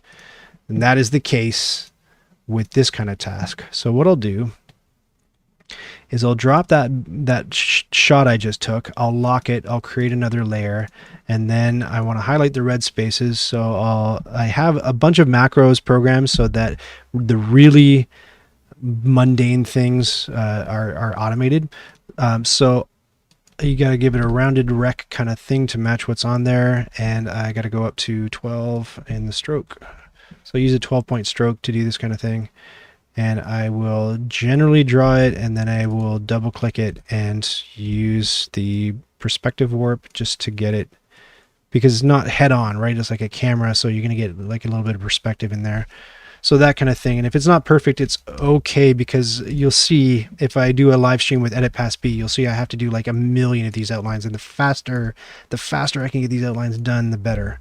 So I'll put one up here, maybe a little bit slapdash, a little bit sloppy, and then one over here. And I think that's all the red boxes that we can see on the screen. And I hope one of you says, Ryan, why don't you just blah, blah, blah, and tells me the fastest way to do this, because this is a pain in the butt. Then I will hit a keystroke to give it an outline. As you can see, it's a blue outline with a white glow on it, and that's just because I have to tweak my macro. Depending on the game, some games look better with blue outlines in front of them, and some games look better with white outlines. And since these boxes are already white outlined, I think I'll go with the blue outline because it'll stand out better. But other games are very, very white, and the white doesn't show up, the blue doesn't show up. Anyway, my macro is programmed to tell it to put a white glow on there. So I don't have to do this every single time. I would go and I would edit the macro. But what I'll do for the moment is I'll go into filters. It's also a little bit buggy. It's a little bit buggy and I don't know how to come now. But we have a chair update from Cheryl. Please come in, Cheryl. Oh. Yes, come right into the shot. They want to see you. Right, what's the chair update, Cheryl? The chair was gone. It was not quick enough. We lost the chair. Sorry. Thank you, Cheryl. It's very sad. So we didn't get, if you're just joining us, we had a bead on a blue wingback chair for a special storytelling segment, but there's no dice. But I can pick up that other one at 7:30 tonight. But we're getting the brown one. All right, it's something. Something. The red chair. Yes, Michael, we're getting the red chair. Red chair. Yes, so we'll see how that goes. The glow. You can apply a glow to a frame. Here's the frame selected. Here are the filters. And there's the glow. I select it and I hit blue. And I won't have to do that when I go and edit my macros. So tell it to make a blue stroke. So that's what I got. And then I drop out the background and I export it as a ping in a folder called Outlines with the same name, red spaces. And that creates it. And then I would go back to Premiere. Yes, this is what I do every single time you see one of those outlines. And I go into outnumbered outlines, and I would have this window open on the side on the other monitor. That's why I'm dragging it over here, and I would have the bin for the outlines open. So just to make it, this is why I separate it into edit pass and edit pass A and B, because if I had to do this every single time through edit pass A, it would slow me down. So I relegate all of the outliney stuff to one process on its own, just so that I can get through it a lot faster. But I would bring in the outline into the bin, and then I would put the outline down on the timeline. If a villain, so that when I say appear on all these villains appear on all these red spaces. And then I would cut it here, delete that, and hit a cross dissolve so that that outline fades. Here on all these red spaces. So you see the amount of work I just did for an outline that appears on the screen for maybe a second and a half, and that's like a long appearance of an outline. So it's a little bit heartbreaking. It's charitable what happened to the chair. Hold on. I'm sad that I don't have a moderator to kick Luke out for making that comment. That was awful. You Ottoman, be ashamed of yourself. I don't know. Editing a video seems extremely complicated, or am I wrong? Luke asks. Well, if you were just editing a video and all of your footage was video, depending on what you're trying to do, it's not really that complicated. It's really simple. Like the villain bumps into one. I was about to show you how to do something simply, and then I realized that this particular sequence is going to be a little bit complicated. But if you want, I'm going to go up to B footage, B. Yeah, B shots. We're going B5, I think.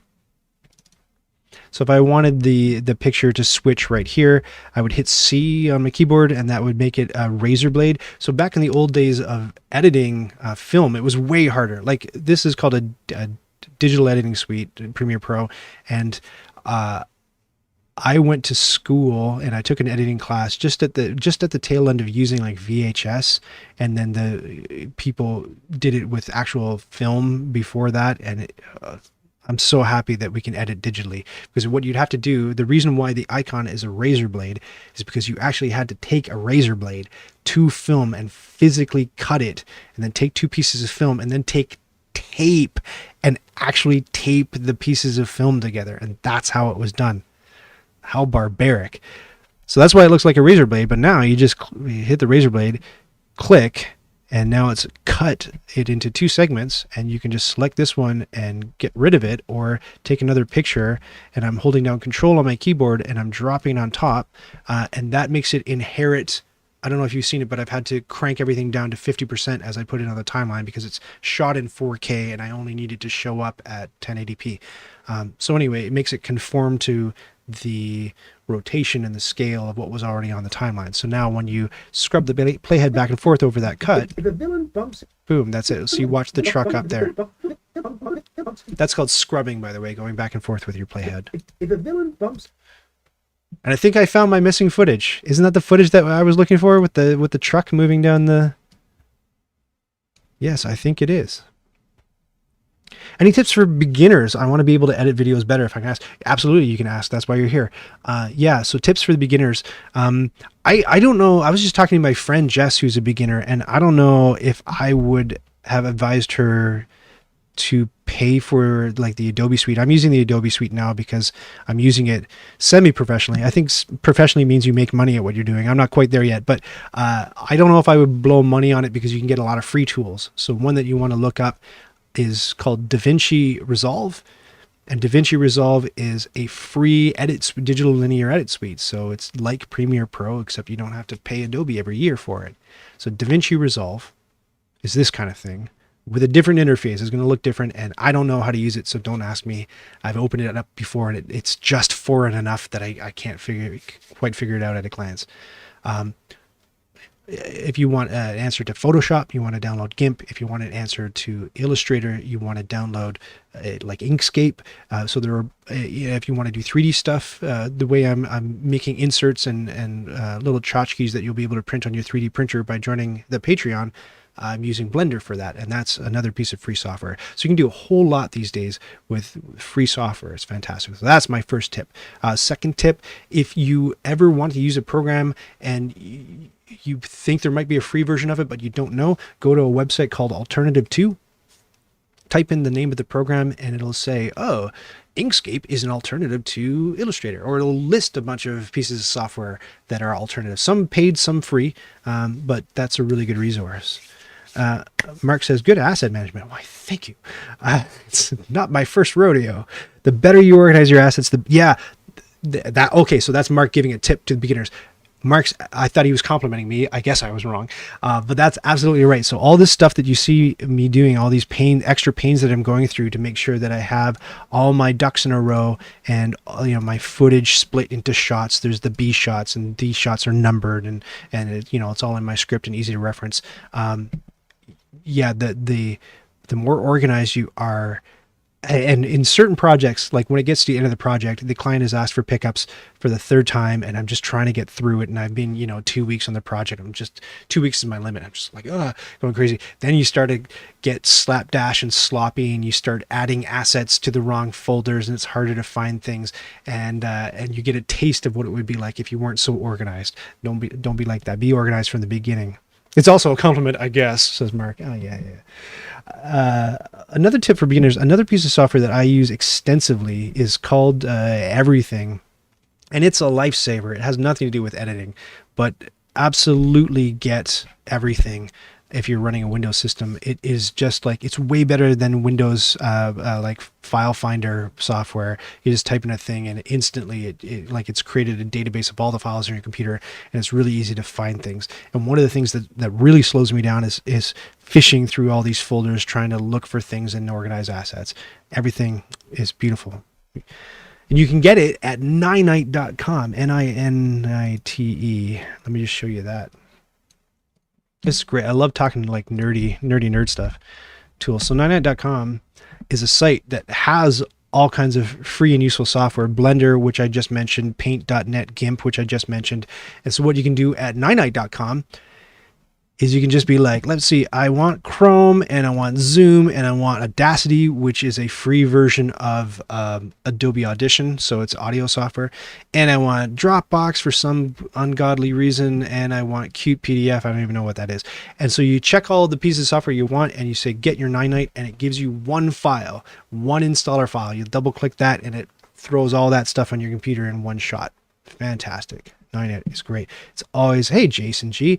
Ninite's always my first stop whenever I like restore my machine or get a new computer or whatever. I instantly go to Ninite to get all my tools and software.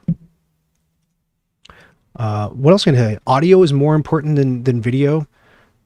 So if you can get yourself properly mic'd, people will forgive dim imagery, but they won't forgive crappy audio as much. It's just hard to make it through a video that sounds like trash. I edit using FCPX, and I hate using iMovie. It's so counterintuitive. Yeah, I've never used iMovie. I get, yeah, all the software is going to be different whether you're on a Mac or a PC, which is why I haven't really touched iMovie that much. Here on all these red spaces. So now that I found the footage that I was looking for, I'm going to go back to this blue section. Turn. You move the Yeah, so right here is where I actually...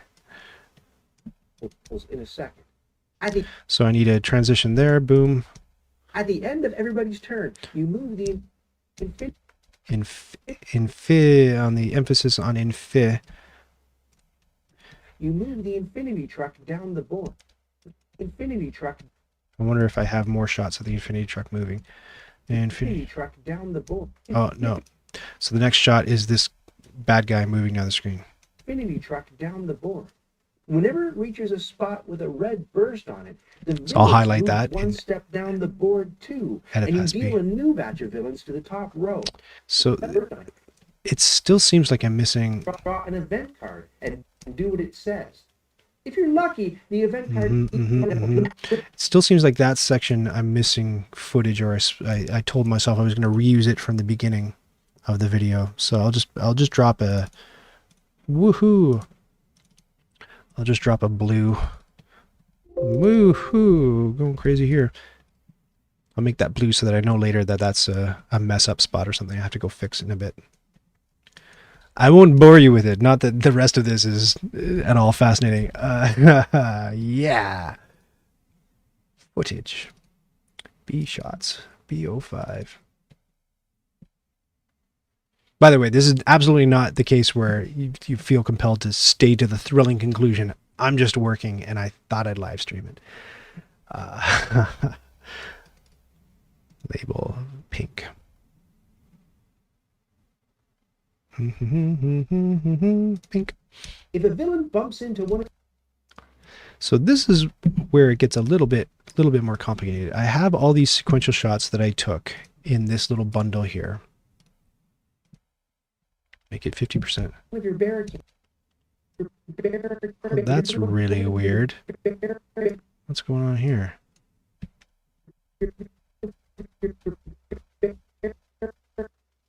He doesn't go anywhere. What's happening? 6972. Oh, I picked the wrong one. Name 6972. If I go into BO5, 6985. Image sequence, open, go. Something weird happened. Back at 50%. I wish there was a keyboard shortcut for that too. I do that a lot. There we go. Your barricades. You get rid of. We're around there. I'll find the shot where he hits it, and we're gonna pause for a sec. Which one is that? It's hard for my aging eyes to see.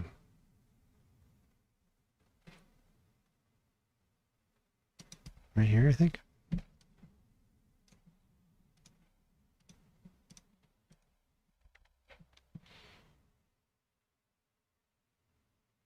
Oh, you want to ask board game questions, Luke? Go ahead. With your barricades.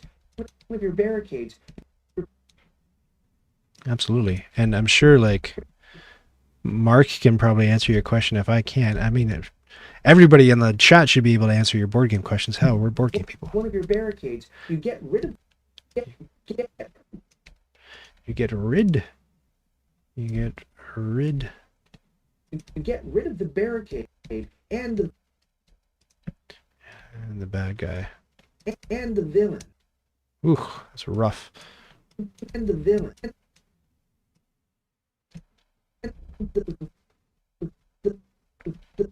And the villain. And get rid of the barricade. And the villain. This is kind of messy. It's confusing and messy because I couldn't move the villain down, this guy down here, without moving the guys up here because they're supposed to move at the same time. But I didn't anticipate that I'd be pausing in the middle of his motion like that. So that's kind of another spot where I might need to massage it. You get rid of the barricade and the villain. Villain. Just find the last shot. Villain. No. Is this one? And no. We're way before. Where's the spot where that villain goes away? Villain right here. And the villain. What do these jokers do for the rest of it?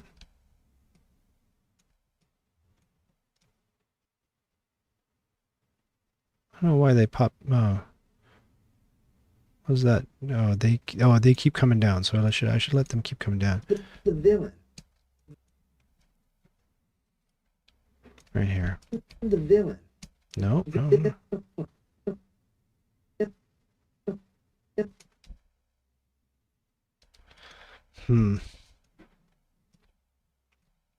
The villain. It's just a matter of finding the right shot, which is still right up here somewhere. Let's say it's this one. The villain. It's the one before that. The villain.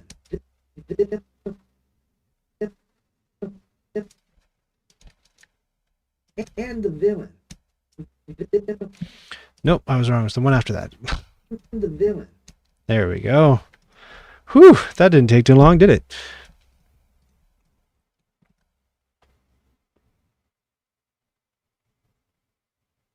Thrift stores to get vintage games. When I was at 401 Games this past weekend as a board game store in Toronto, I shot myself going into it. And I want to do that for other stores that are available to me because I just find it's interesting to see where people shop depending on what part of the world they're in. And our situation in Canada is a little bit different than if you go into a different country. Apparently, it's really hard to get board games in India. And then you see all these posts on Facebook, and I don't know if people are making them up, but they're like, no, I don't know. I found this copy of Kingdom Death Monster for $2 at the thrift shop. Should I buy it? Like, what, are you kidding me? I go to my thrift shop and it's like the stuff that they couldn't sell at Walmart because it was too mainstream or something. Like it's abysmal. It's terrible. So I wanted to take my camera into the Value Village thrift store down the street and show you what a abysmal scene it is. What was the question about thrift stores again? I don't know. You said thrift store. Do you recommend thrift stores to get older vintage games or not really? I mean, old, yes. Vintage, sure. Good, I don't know. I feel like a real fool because the last time I grabbed something from a thrift shop, I grabbed 1313 Dead End Drive, which I thought was a thrift game. It's not. I saw it on a store shelf at Walmart, or Toys R Us a week later. We still have Toys R Us, by the way. It's not out of business. And it was like my copy from the thrift shop was missing pieces. So I paid $5 for a busted version of the game that I could have picked up for $10 at... Yeah, seen it times 100. Totally. If you want Saturday Night Live Trivial Pursuit video edition, you'll find 20 copies of it at a thrift shop. Go for it. Fill your boots. And the villain. Does this sequence look okay? One of your barricades, you get rid of the barricade and the villain. But that leaves the atomic slab wide open. If a different villain gets through, that villain gets through. I'll do the rest of it. So take my little sequence from before here. It's not being nice to me. Let me find the spot.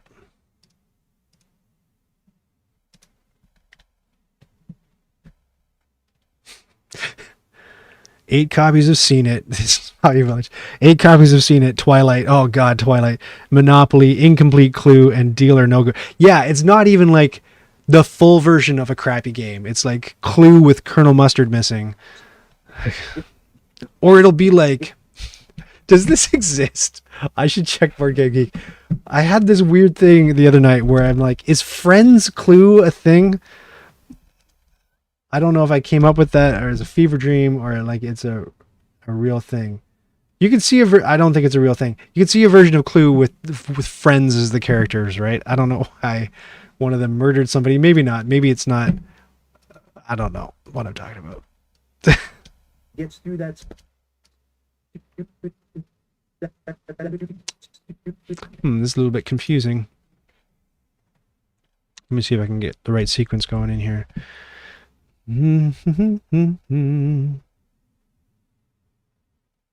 I don't know, we'll just go from here. Import sequence, go. I'm doing sloppier work now that I'm being watched. Don't worry, client, I'll fix it later. Huh. That's weird. Do I not have pictures of those guys breaking through now? View, preview pane. I'll often have to run sequences in Explorer because they're too small to be seen. Yeah, right there. There's that guy going through, number 18.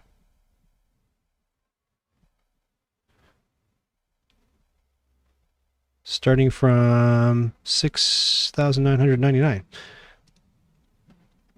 And I grabbed 96. So 6,999 image sequence. So it's going to pull everything from this image all the way to the end sequentially into its own little sequence. And that's the magic of the magic of stop motion. But it didn't. What's happening here? Image sequence, go, open. This one.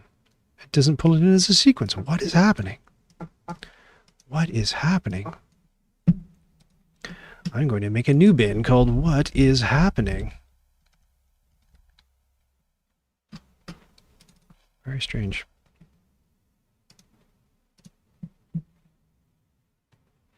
What are you watching on eBay, Mark?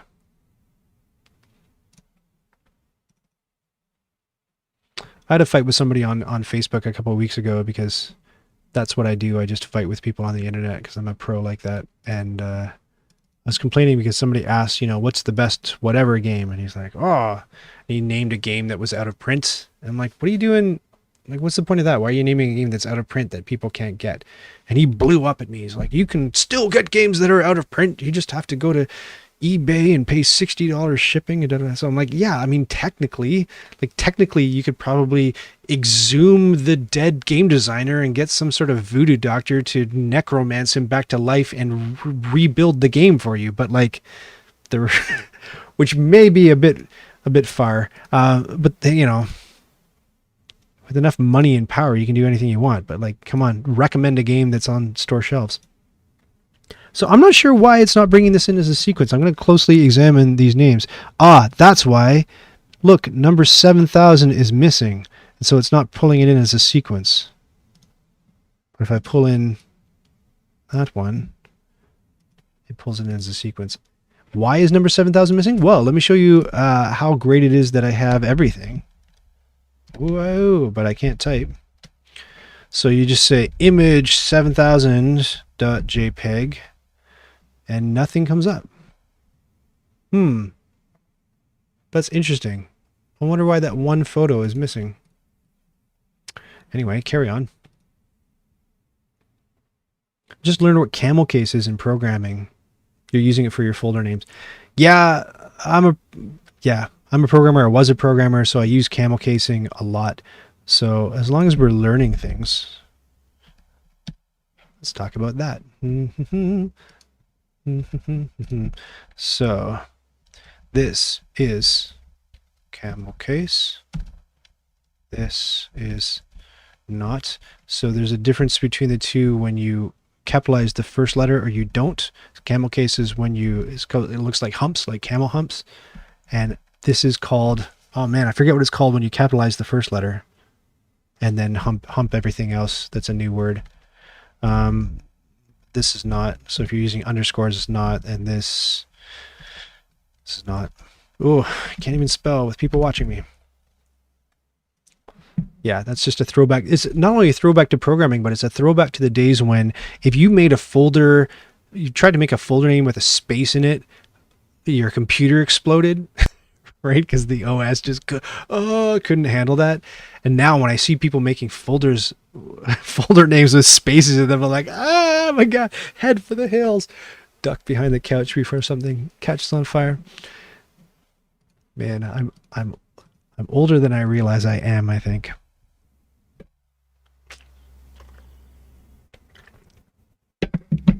Back to it. Michael Joyce is way out west. He uses Virage Sale. Virage Sale is excellent. If you've been let down by Facebook Marketplace, Virage Sale is primo. Use Victoria, of course. That's local. I don't know. Yeah, Facebook Marketplace. They're and Kijiji is Kijiji is how you get raped.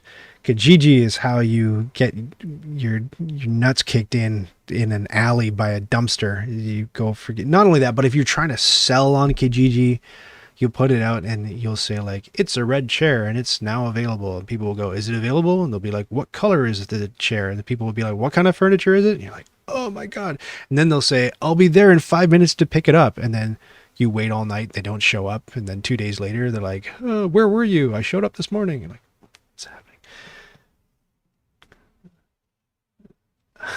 Users, it's a folder, not a novel, says Michael Joyce. What are we talking about? City, Board Game Bliss, or some other Canadian board store? 401 and Board Game Bliss. You know what? I was between just us, just you and me and my 14,000 subscribers. I was a bit let down by my mission to 401 games on Saturday. They seemed really cleaned out. Maybe it's just the time of year, but remember, I don't know if you know the history of 401, but I used to live in the city, and they were down the street from me. So they used to be down at just north of Gerrard. And it was a tiny little cramped store, and they only had a couple shelves, but they went up to the ceiling. Games were always threatening to fall on you. It was great. Then they moved to their new location, and oh my God, it was glorious. They had a gameplay space in the basement, and they had so many shelves and so many games. And then they moved to this third location where it's a lot more petered out. And the first thing you see when you walk in the door, you've got Monopoly and Trouble and Clue and Risk and all the Parker Brothers stuff. And they never used to really prominently display that. But I think what they found is there's not a lot of us who like really complicated games. I mean, there seems to be when you're in the hobby, but really, like, my number one video is still Catan, and my number two video is Catan Cities and Nights. So, you know, they're doing what they got to do to keep the lights on and the doors open. I respect that. But as somebody, I mean, it's a different experience when you go, if you've been to Board Game Bliss in person. Oh my God, it's amazing. It's like a warehouse, and they got floor to ceiling stacks of shelves, and they just got everything. They got German import stuff, and they got a special spot with special fancy dice, and they've got promos and bins. That's what I really like, is being able to find, you know, those really hard to get promos and things like that. It's great. I just saw pics of the new Gaming Goat opening in Las Vegas, where they had crates of Etherfield's Tainted Grail, Gloomhaven, all in master pledge boxes, and just tons of crap. Never see that here. Yeah, that's another great thing. When Bliss will do that, Bliss will get like the deluxe versions. Like they'll, you know, that pledge you see at the bottom of Kickstarter, where, you know, you can pay $100 for the game, or you can pay $500 for 5 copies of the game, and that's meant for retailers. Bliss will go in on some of those. So sometimes you go, I think up until very recently, I don't know if it's still there, but I've thought about it. You could get Lisboa with the, I shouldn't tell you this because I want to go buy it. You can get Lisboa with the Kickstarter bonuses and stuff in it. So they'll do that. I love it when they do that. Do that more. Back to this. On a later turn.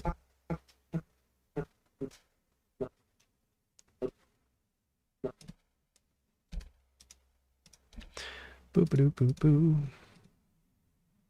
I think I can get out of the what is happening folder because I figured out what is happening. Spot on a later turn. Spot on a later turn. I think right here. A later turn. And then pop that bad guy off right here. I think that conveys what we're trying to say about this mechanic. It's it's Space Invaders. They bump up against the barricades, get rid of the barricade of the villain, and then if somebody comes through an empty gap, that's it. You lost the game. Let's see. To one of your barricades, you get. I think right at that point, just to make it make sense, and I wouldn't do this until Edit Pass B, but just so it makes sense while you're looking at it, I would put my little finger, just so it has more of a feel of like, you know, when in the Roadrunner and Coyote cartoons, when they like freeze frame and they pause on him and then he keeps going. I think that's kind of what I have to do here to make it make visual sense. Effect controls, effects, hand, drop shadow, boom. One of your barricades, with your barricades, you get. Yeah, that's a little bit better. That looks a bit more deliberate than just stopping in the middle of a sequence. One of your barricades, you get rid of the barricades. You get rid of the barricade and the villain. But that leaves the Atomics lab wide open. If a different villain gets through that spot on a later turn,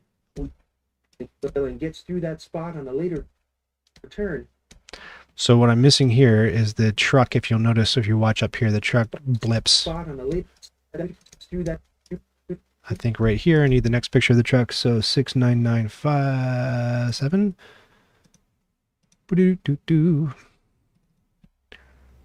Now you can have Lisboa. I have my eyes on Mars. I don't know if my camera can focus down there, but you might see. Oh no, you can't. Over this shoulder is my. It's deeper than a shelf of shame. It's like a shelf of abject shame and embarrassment, where, among other things, publishers have sent me games. Eagle Griffin sent me a bunch of games, and On Mars was my Christmas present from my wife Cheryl, and now we're in July and I haven't opened any of the Eagle Griffin games, including On Mars, and I feel sad about it. You need the Kool-Aid Man's. Oh yeah, as he busts through the barricade. Yes, but copyright. Gets through that spot on the list. Let me just get this this truck in here. B shots B05. But yeah, that's how the humor in these videos comes. I'm just like, you know, it'd be funny, Kool-Aid Man. I'll be like, oh yeah, and then throw it in there. But when I work on client projects, I have found that most of my feeble attempts at humor get gently massaged out of the process by the end of it. And so generally I don't attempt humor in the commissioned videos anymore. Dave just politely requested that I change a joke in his Distilled video, which of course I gladly did. He's a paying client, no problem. But I've saved that in my bloopers. So if you're a patron, that's going to show up in one of the blooper reels soon. My humorous transgression. 6997, 699, 6995, and 8. Oh my lord. This is already getting very, very messy. 6997, boom. Through that spot. Nope. All right. Yeah, you're right. An unexpected. It gets through that. It's because I trimmed it too late. Right here. Oh.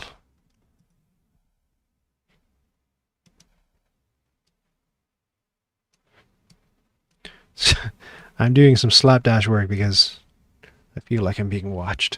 Villain. But that leaves the villain gets. If a different villain. 9-8.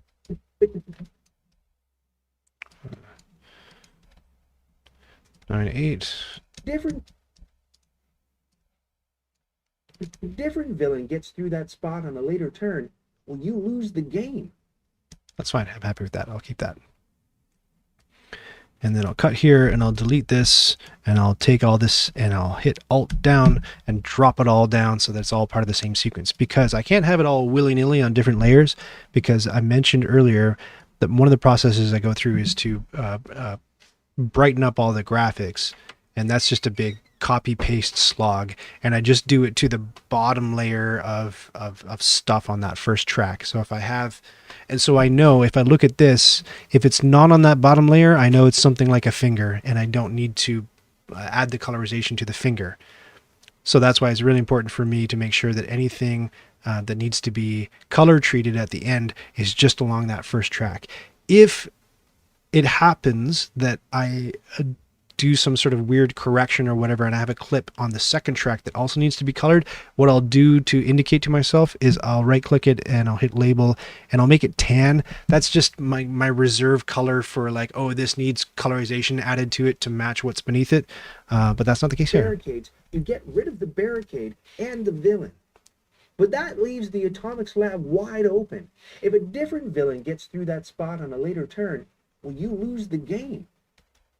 Feels like I just spent half an hour on 10 seconds.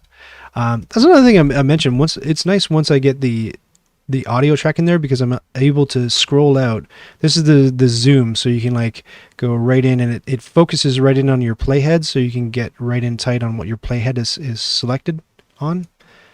So if I pull all the way out and I click at the very end, I can see that the entire video is going to be about 9 minutes long.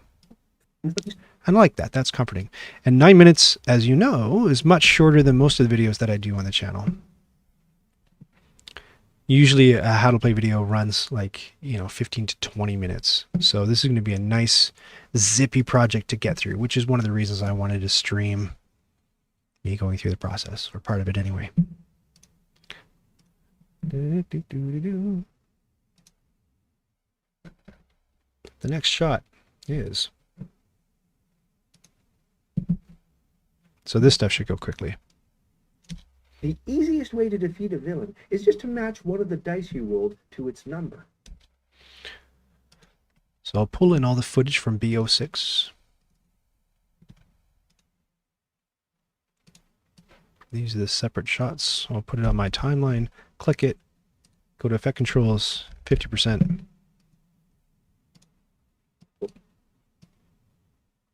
I'll just find, there's only 4 shots in this one, so I'll find the spots where it makes sense to break and show new pictures. The easiest way to defeat a villain. Metsu, this is, welcome. This is Premiere Pro, Adobe Premiere Pro. If you're interested in something like this, I wouldn't recommend going for the full subscription for Premiere Pro because the Adobe software gets really expensive. But they have like $100 version, I think, called Premiere Pro Elements that I think is excellent. This has all kinds of bells and whistles that you'll never use. Like, you're not going to do matte tracking, neither am I, right? But Premiere Pro has transitions, and you can cut and you can layer video, and it's great. I recommend it, and I think it's priced well for, consumers. And I don't use that word disparagingly. We're all consumers. It's all good. The easiest way to defeat a villain is just to match one of the dice you rolled to its number. Mm-hmm. So this villain has a 4. So that's where I would highlight the villain. And one of the dice you rolled was a 4. Yeah. So, hooah!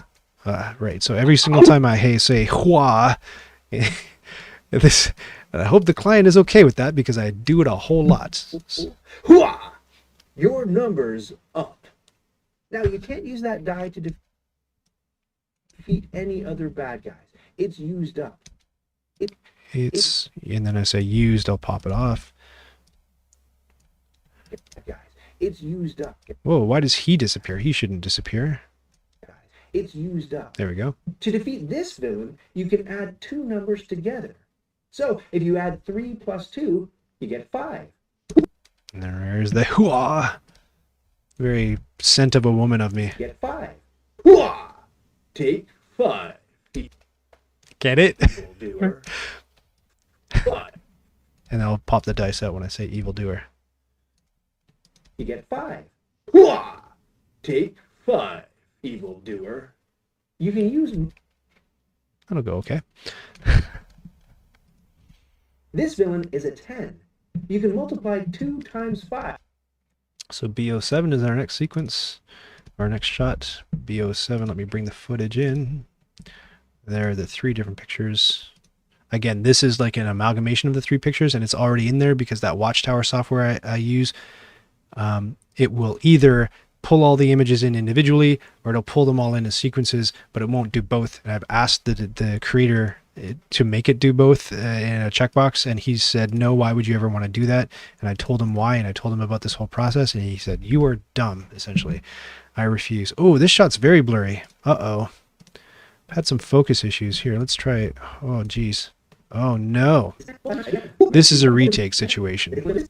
Look how blurry that is. I can't put that in the video. That sucks. So what I will do is on my script, which looks like this. We're on B07. So I'll just put down here pickups B07 and B01, which is a complicated shot, so it sucks that I have to do that again. Pickup just means redo. So that stinks, but I guess you should get your focus right? And so I'll right click this and hit label and hit blue, color it blue just so that I know I screwed up. And actually I'll replace the clip with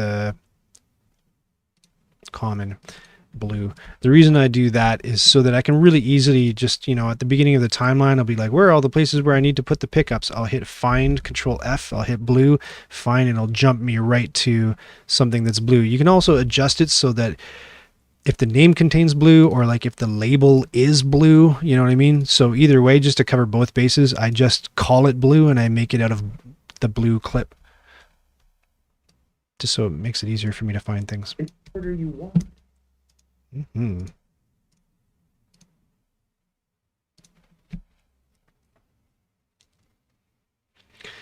Mathieu says, I've had Premiere in the past, but it's quite pricey. I've tried a few free alternatives, but haven't found anything with the features or robust enough to do what I want. I'm trying Blender. Blender, I could tell you stories about Blender. Check out DaVinci Resolve and see if that, or tell me if you've already used it and it's no good for you. But that's what a lot of people are recommending now as a free Premiere Pro surrogate. No, Mark's asking if Blender's more of a CG maker. Blender's crazy, Mark. It's a game engine. You can design games in it. You can make 3D art, as you say, and animation. You can edit videos in it, and there's another use for it that's like really wacky that you wouldn't expect. Maybe it's like an audio editing thing. I don't know. It's just this weird Frankenstein. I mean, the cool thing too is that all of the keystrokes you learn, and there's a lot of them in Blender, transfer to each mode that the software is in. But getting there, learning that stuff is really, really challenging. Oh man, my Blender stories. Maybe I'll tell you. Maybe I'll tell you in a second. Let's see what this next segment is. You rolled a 2, a 3, and a 6, and you're targeting this villain. 2 plus 3 is 5, and 5 times 6 is 30. Okay. So that is section number... Section number... B07. Should have known that. It's all in order, isn't it? I don't know why I have to look. Footage, B shots, B07. Oh, was B07? Yeah, B07 was the... Okay. You rolled a 2, a 3, and a 6. So that's going to be B08, presumably. So I'll go into my bin. I'll bring in the shots of it. Here they are. Hopefully my focus is good on these. Yeah, that looks better.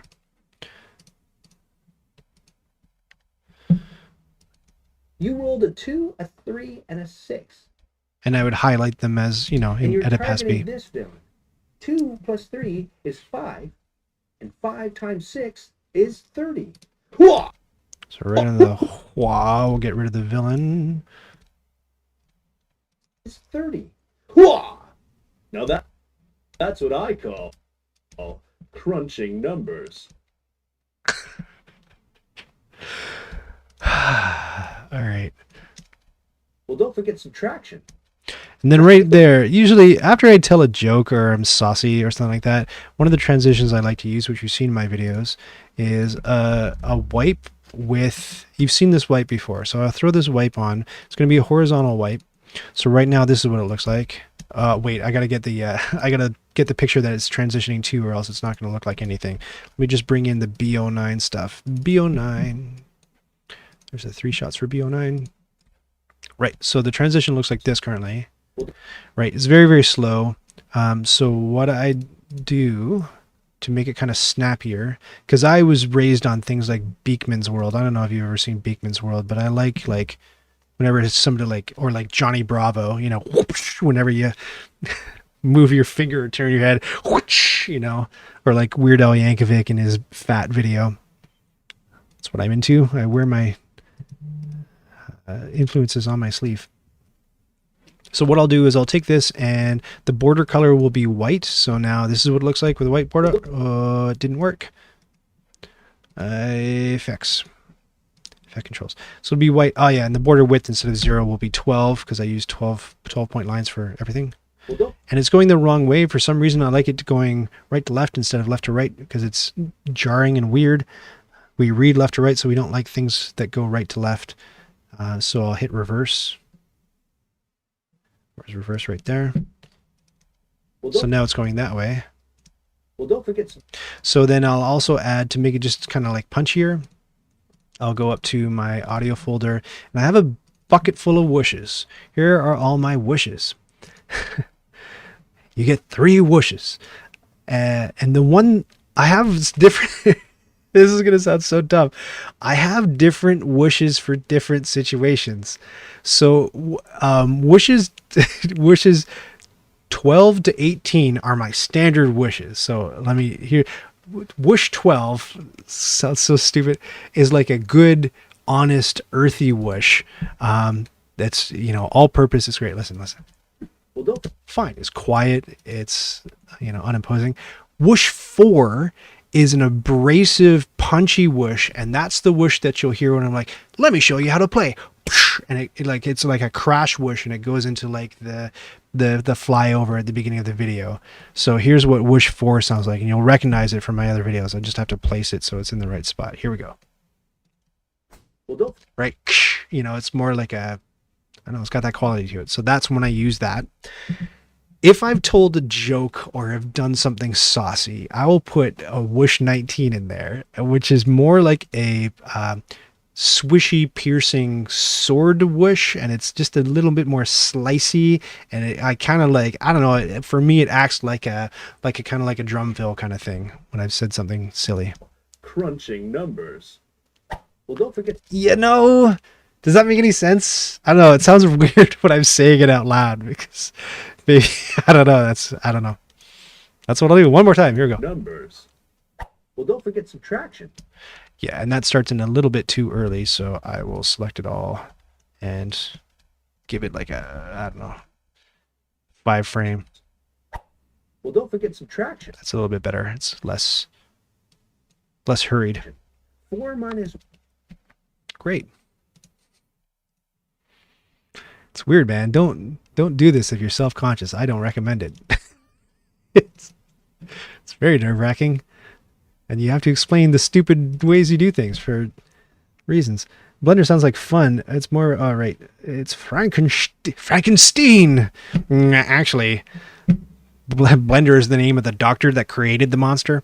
There seemed to be a lot of interest when I opened up Blender for one of my videos. So why don't I'll tell you my Blender stories right now. I don't know if they're very interesting, but versions and versions ago of Blender. Now, keep in mind, it's a volunteer team working on this. It's an open source project, so you're not paying any money. So if it stinks, tough nuts, right? Luckily, it doesn't stink, but there's certain things you have to get very used to. One of the earlier versions that I used, I was mystified by it because it had this is what you would get. No, sorry, actually, it would look like this. You would just see this gray square on the screen, and I've already given it away that's a cube, but you wouldn't be able to tell because it would only give you one viewport. And if you've ever used 3D Studio Max, that's what I cut my teeth on, or 3D Studio, you would get viewports. You would get 4 viewports. One would show a perspective view, and then you get top, down, left, and right. And so you get much more of a sense that you were in a piece of 3D software from that. But in the few versions ago in Blender, you'd open it up and you'd click, and this thing, the circle, would just go wherever you clicked. Be like, well, what the hell? And you didn't even get a sense that you were looking at 3D something until you were able to put more viewports in. And to put more viewports in, there was a hidden menu bar at the top of the screen. And I didn't figure out any of this until I bought a book, Blender for Dummies. And I was reading it going like, what the hell you say? And I like, that no way. And the guy's like, what you got to do is put the mouse up at the top of the screen and hold Shift Alt and click and drag down. And that pulls down like a divider bar that shows the menus, because the menus weren't even on the screen. And I was just like, are you kidding me? And then you'd be able to put multiple viewports on there, and then you'd be able to see the 3D thing. The deal is, in order to select something, they had you using the right button. So to select the square, the cube, you'd hit the right button, not the left button, and everything else is left clicking. And then, like, you'd have to, I don't know, use all these weird keyboard shortcuts in order to like click it and like actually see that it was 3D. So it's a 3D, I swear it's a 3D piece of software like that. This is the craziest thing. And then to actually move something around, so you'd be clicking here and that cursor would follow. But if you figured out that you could right click and select something, they've changed that now. If you wanted to move it around, like in 3D Studio Max, you just click and like drag and move the thing around. Not so in Blender. You want to know how you move something in Blender? Before I tell you, advanced warning, you're going to be angry. To move something in Blender, you press the G key, and then you can move it around. You say, Ryan, why do you press the G key? Well, my friends, because G stands for grab. It's the stupidest. Is that not the stupidest thing you've ever heard in your life? And like the software is built around that, G for grab. So if you hit G and you want to constrain it to one of the axes, so you only want it to move along the Y axis, you tap Y and that constrains it. So now we're only moving it along the Y axis. Right click to cancel. Hit G, hit X, and now you're constraining it along the X axis. Hit G, hit Z, and now you're constraining its motion along the Z axis. If you want to scale it, you hit S for scale. Well, that makes sense. And there's there's uniform scale. And I forget how to do, oh yeah, and if you want to do non-uniform scale, if you just want to scale it along the x-axis, boom, like that. The red one is always X. If you want to do it along the Y-axis, I think to do it along X and Y, but not Z, you hold down Shift Z, which means I don't want Z. I just want X and Y. If you just wanted like X and Z, you'd hold down Shift Y. So now it's only doing X and Z. So it's that kind of thing. I can't believe I'm remembering all this stuff on the spot. If you actually want to edit the thing, you hit Tab and now you're in edit mode. And the neat, like all these keyboard shortcuts, they're laid out really, really intelligently. And the reason why you were selecting with the right mouse button instead of the left mouse button is because a lot of the philosophy of the design of Blender was so that they didn't want your hand to tire out.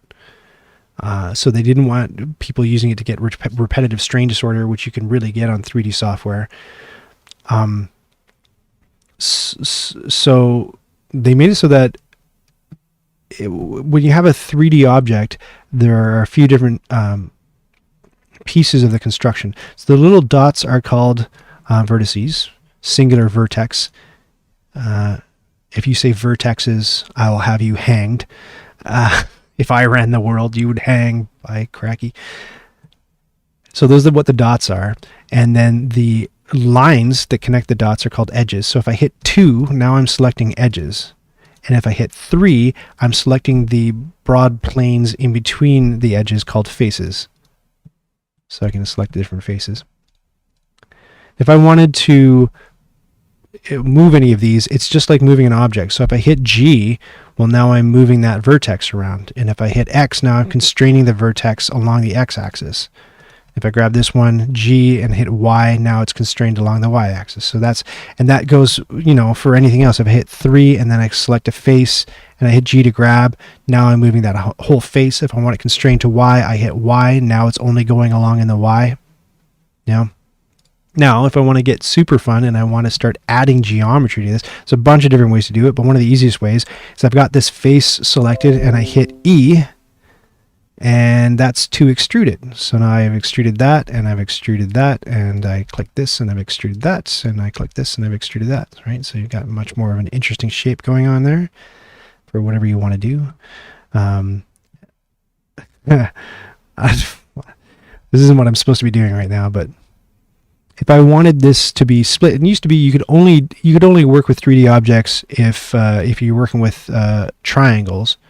So you can picture what's actually going on here is that there's 3 vertices here, here, and here, and just drawing a triangle between them. And then there's this one, and this one, and it's drawing a triangle between that. But Blender is a lot more forgiving, and I think 3D software, modern 3D software, is a lot more forgiving in that they'll let you move a multi-edge, an n-gon around. But if I want to select this edge and make it more, give it more vertices, I can do that. I can subdivide it, and now it's got like, you know, and I can, and again, there's a bazillion different ways to work with geometry in Blender. This is not necessarily what you want to do. It depends on what you're building, right? So, you know, and then, but you know, if you're doing a board game insert, a lot of what you want to do is right click and you would say inset faces. So here, and then extrude. Instead of pulling it out, you pull it down. So it's like, oh, now I got a bucket, and that's where I can put, you know, that's where I can stick my finger in and grab resources. And one of the things I'm always going on about with 3D design for board game inserts is I think plastic has a huge advantage over wood and foam core because you can scoop the edges. So to do that, you would hit 2, grab that guy, and hit shift to grab that guy. So I've got those 2 inside edges. I hit Control B to bevel. And when you move it around, you can change the size of the bevel. And when you spin your mouse wheel, you can increase. So that's me spinning my mouse wheel up and down. So you can increase or decrease the number of faucets that are in that bevel. And click. And look at that. I got a really beautifully scooped bottom that I can pull board game resources out of. Isn't that cool? So you don't need to know, what was that, 5 minutes? You don't need to know a whole lot to get started if you want to do something as simple as inserts for board games. It's pretty good. There's more to know, of course. There's always more to know. But that's a little bit of a interlude, a diversion into Blender. Mathieu, probably 12 minutes ago, said, yeah, I used Resolve for a while, and I did like it a lot, but it kept crashing on me, and then it wouldn't update. I've got a pretty good PC. Yeah, I can't comment. I don't use it. I don't know. Mark says, it's the other good piece of editing advice. Do a good online course. Yeah, for sure. I learned so much from doing a really good Final Cut course that set me up. You'll learn everything. Not necessarily online, something you can refer back to and do at your own speed. So one great resource is lynda.com, which I think was bought out by LinkedIn, but my local library has free access to all lynda.com videos. So with my library card number, I can log into lynda.com and watch courses for anything. So they've got really great professionally designed courses. Or if you can stomach it and wade through it, there are people on YouTube that won't necessarily give you a nice structured prescribed course of study like Lynda will do, but if you really want, like the other day, I really wanted to learn how to make sort of like VHS style track lines to do this rewind effect that I wanted in a video. So I went to YouTube for that specific piece of knowledge, and the guy walked me through it really well. Did so much talking. How many hours have I been streaming? 1 is 3. 3 times 6 is 18. Hooah. No, it's this one. Yeah, Mark says his was a Lynda course too. They do pretty well, eh? Like, it depends. You can get good teachers and bad teachers there, but I'm pretty impressed with the quality and impressed that I don't have to pay for it. That I guess my property taxes are getting sent to the library and they're buying the subscription for me. Hooah! You really did a number on him.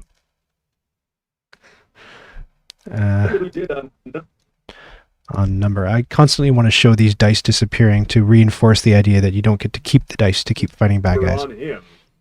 But what do you do if you're playing hero mode and you need to get up to some really big numbers? B10.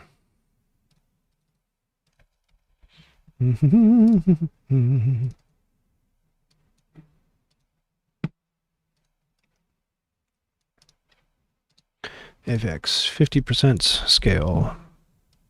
Itself. 3 squared is 3 to the power of 2. 3 times 3 is 9. Did you hear that cool sound effect? I felt really dumb just going, power it up in the voiceover, so I decided to add some funky phaser sounds on it. Times 3 is 9. 4 squared is... Whoa! And then show the die going away, and then transition to the next one, B11. B11.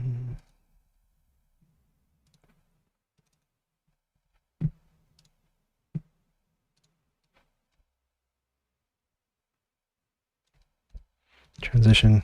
4 squared is 4 to the power of 2. 4 times 4 is 16. Whoa! I just did that because if kids are watching this in their school, I just want them running around all day going, "Whoa!" just to annoy their teachers. B12. Or like for the rest of the year in math class, whenever they get a question right. Whoa! Yeah.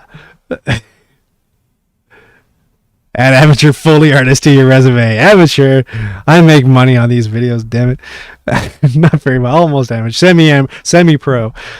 No, I love Foley. I love doing sound effects or stuff. That's a great resource too. One of the places I go for sound effects is freesounds.org. And a lot of the times I get my free pictures from Pixabay because I want to do everything on the level. And I'm not at a point where I'm making so much money that I've got like Shutterstock dollars. So those are two great sites, freesounds.org and pixabay.com for pictures. 6 squared is 6 to the power of 2. 6 times 6 is 36. 36 divided by 2 is 18. Get it right on the hua. Hua! 5 squared. And then transition to the next one. So I'm going to do a bunch of stuff with the font at this point where I'm going to show the actual digits and show the exponent in there, which you'll see if you watch this one when it's done. B13. You'll be like, I saw him working on that. It looks better now. Basically, it sucks until it doesn't, right? Oh, I've used the wrong pictures here. B13. You hear that toilet? So that's another thing. Like whenever I shoot stuff, we have to turn off the air conditioning because it's super loud down here, and nobody can walk around. You might have heard somebody up there walking around, and nobody can use the phone or go to the bathroom. 5 squared is... Oh, that's so blurry. Oh, I hope I have another shot that's not as good. Oh, thank God. 5 squared is 5 to the power of 2. What's your next Bits Please project? Thank you for asking. I'm glad you're asking. I got stuck a little bit, but since you're here on the live stream, you know what? I'll show you a little preview, and when I stand up, you'll realize I'm wearing pajama pants, as always.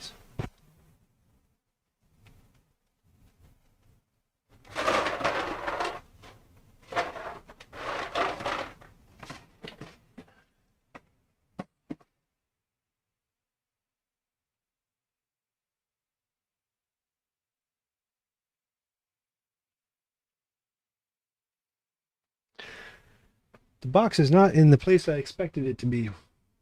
But I have 2 that I'm working on currently, and they've taken a very long time. 3 that I'm working on currently. Underwater cities. So I'm creating special tunnels for it and player pieces that are much better than the cardboard chits that they have you placing that I joke in the video or look like robot doors or whatever they're supposed to be. So underwater cities. Food Chain Magnet. I'm making custom restaurant pieces for Food Chain Magnet, among other things. They look really cool. And the third one is Merchants and Marauders. So I'm going to paint up my ships, and I'm making... Do I have one of those around at least? No. Usually this stuff is just littering my desk, but I cleaned it up lately and put everything in boxes. I'm not too sure where the boxes are now. I don't know that you've caught me by surprise. But yeah, I did a bunch of stuff for Food Chain Magnet, and for Merchants and Marauders, I'm making, hopefully if they work, little treasure chests that you can open with a key. I didn't model them, but I'm scaling them down quite a bit. They're supposed to be really big, like this big, but I'm making them this big, and so there are some scale problems with them at that size. 5 times 5 is 25. 25 plus 6 is 31. Whoa. Oh, why is he still there? Oh, there we go. 51. Hooah! And then just before we crack out of that shot, I'll show the dice going away because I think that's important to gameplay. 31. Hooah! Every player Great. was dealt a random. So this is where I talk about the hero powers in the game. Egalitarian. So there might not actually be a lot to look at this part of the game because oh yeah, Michael Joyce finally finished that Arnak insert and then they announced the expansion. I'm with you, but I'm hoping that the designer, there's a little bit of room in that box, right? But you know what I just did a couple days ago when I went to 401, I didn't find anything interesting to spend my ill-gotten money on. I bought a couple of packs of sleeves because I think I don't sleeve a lot of games, but I think Arnak is an important one to sleeve because it's a deck builder, and with so few cards, if one gets a nick, then it could be the pits. So I sleeved Arnak. I was going to say there's a lot of room in that insert, but once you sleeve it, there ain't. The artifacts box and the tools box are stuffed to the brim and almost couldn't fit all the sleeved cards in them. So, but I hope that Unser family can come up with a solution. He's really talented, man. That insert was awesome, blew my mind, and he's cool too. I've been talking to him on Thingiverse, so maybe I'll appeal to him. But you had to know there was an expansion coming out for Arnak, didn't you? Like, was that a shock? You use Sleeve Kings, eh? Is that better? I used, what did 401 sell me? I forget what their sleeves are called, but they always want me to buy them, and they've got the most of them. Sleeve Pro, something Pro. I don't know. I'm not in the sleeve community. Right. Right. Working. Here we are. Working. B14.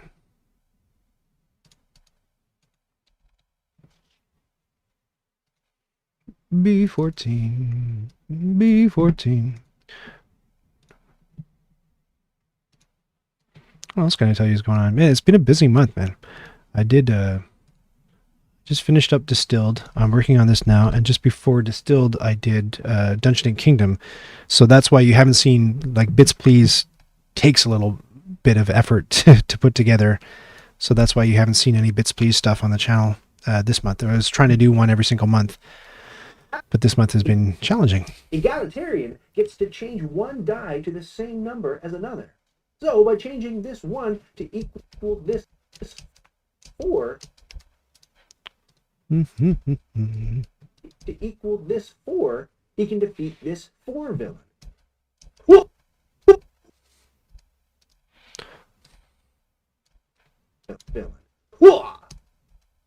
And pop off the die right there. And he can multiply 4 by 5 to get 20 to defeat this one.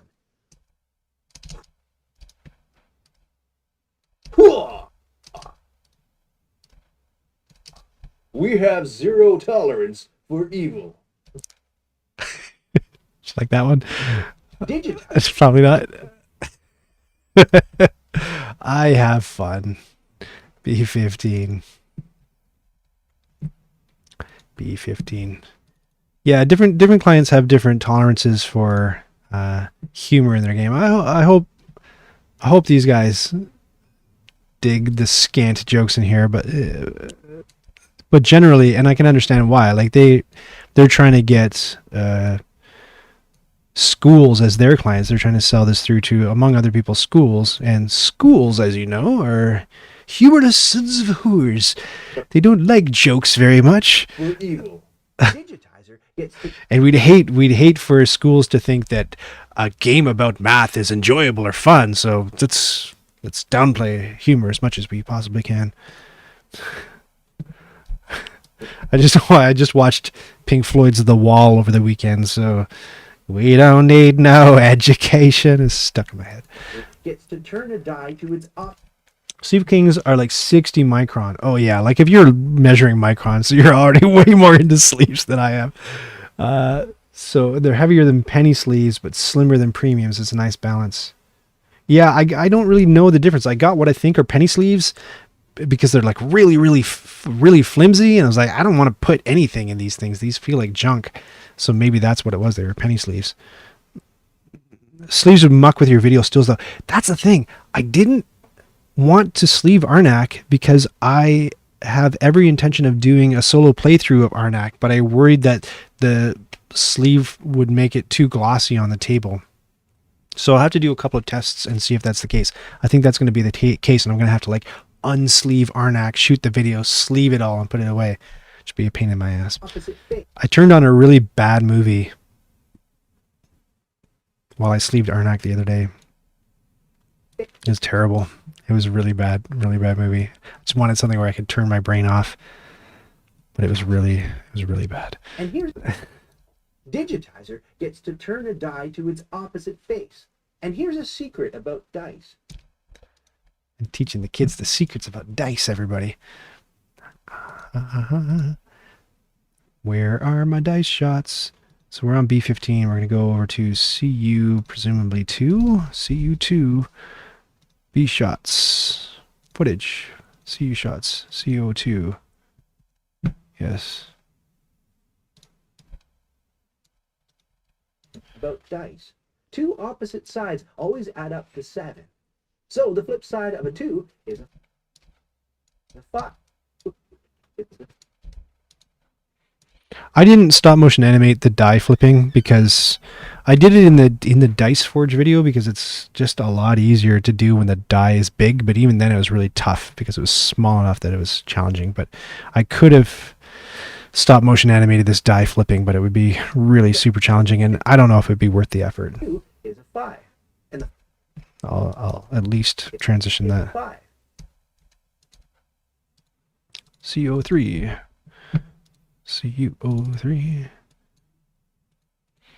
I'm not even checking to see how many people are watching the stream, so I could be talking to no one, and that's fine. People will catch it in the replay, but... And the flip side of a 1 is a 6. Remember, and I've said earlier in the stream, this is not meant to be an entertaining stream by any means. It's informative. 6. See? So if digital... So back to P15.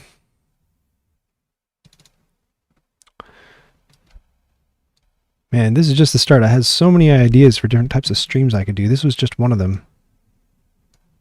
Story time was going to be another. Adventure night, which I mentioned on the last stream. I'm really excited about. So if Digitizer is fighting this 24 villain, she can flip this 3 to a 4. No, what? 3 to a 4. Oh, it does not flip. Let's try that again. 3 to a 4. No. Oh, I know what happened.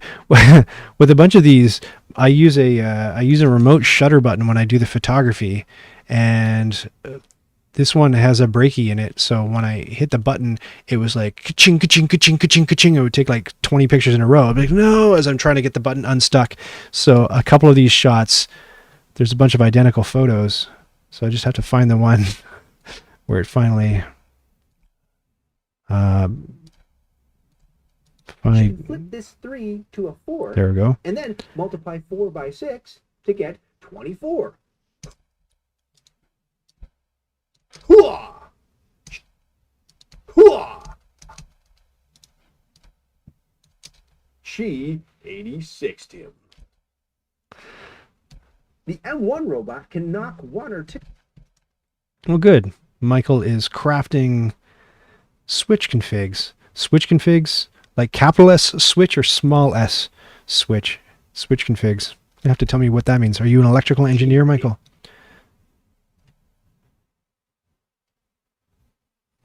Mark says there's 8 people watching at the moment, but one of them is me. What do you mean, but one of them is you? You're worth 8 stream viewers. I don't know. The M1 robot. Now I had to ask the client what they preferred for this guy. this one of the characters you can play is a robot named M1-NU5. So it spells minus because his power is subtraction. But I was like, do you want me to say M1-NU5 or what do you want me to say? So I think we settled on M1 robot. Fine by me. And again, you're not seeing the hero cards because I'm going to add those in Edit Pass B. That's a completely separate step of the process. If you're just tuning in, this is the process. So we are right here in Edit Pass A, and all the tracing and stuff and the cards flying around the screen and things like that, that's all Edit Pass B. Why did I close that? The M1 robot can knock 1 or 2 off a number. Powering up this 5 by squaring it makes it 25. And subtracting 2 from that gets you 23 to defeat this villain. So there's going to be like a lot of font work, right? I'm going to have to show all those digits. And they've got a comic book font for me to use. And off comes the die. Now he's taking 40 winks.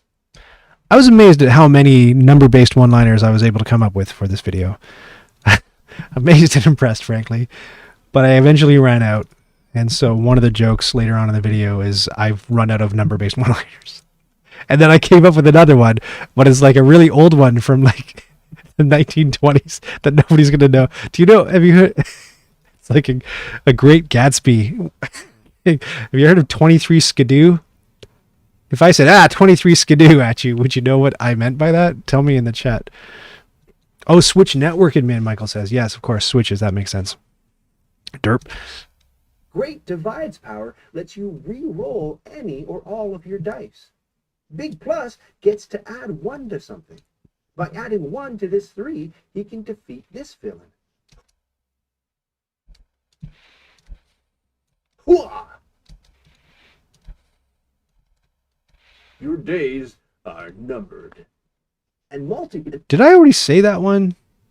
No, right. That's the one I repeated, and then I cut it, and then I moved it to a different spot in the script. I hope I didn't say that twice.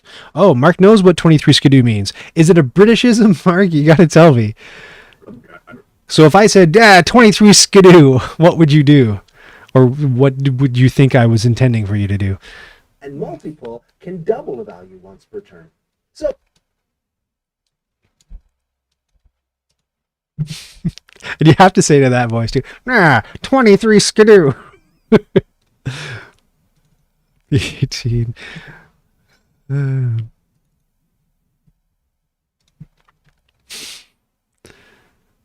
Americanism, daddy-o. Okay. So is it like a Gatsby era thing? I think it is. When I looked it up, there were like pictures of like really old looking comic strips with people in top hats and stuff. And multiple can double the value. But what does it mean? You still haven't told me what it means, and you're not allowed to Google it. You have to tell me what it means. And you can just guess, because we'll all laugh if you make a wrong guess. It'll be funny. Once per turn. So to defeat this villain, multiple can add 3 plus 5 to get 8, and then double that 8 to get 16. Sounds like I'm barfing. 16. This is another one where I think it took too many pictures? Maybe not. Yeah.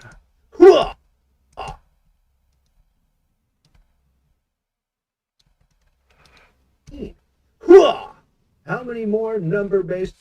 Yeah, so this is where I make the joke about not having any more one-liners left. It comes in a little too hot. Let's adjust the timing. How many more number-based one-liners could I think of? 0. You got it from Mad Magazine. Yeah, that'd be a place where you get it. Oh, you thought it was like wow or oh boy. Apparently 23 Skidoo means scram. So I'm like, hey, wait, what do you think you're doing? 23 Skidoo. I mean, like, get the F out of here kind of thing. Apparently, I mean, that, I don't know. I'm not an expert on the usage of 1930s comic slang, but I wish I was. B19. B19. Right. So this is a situation where B19 is blank.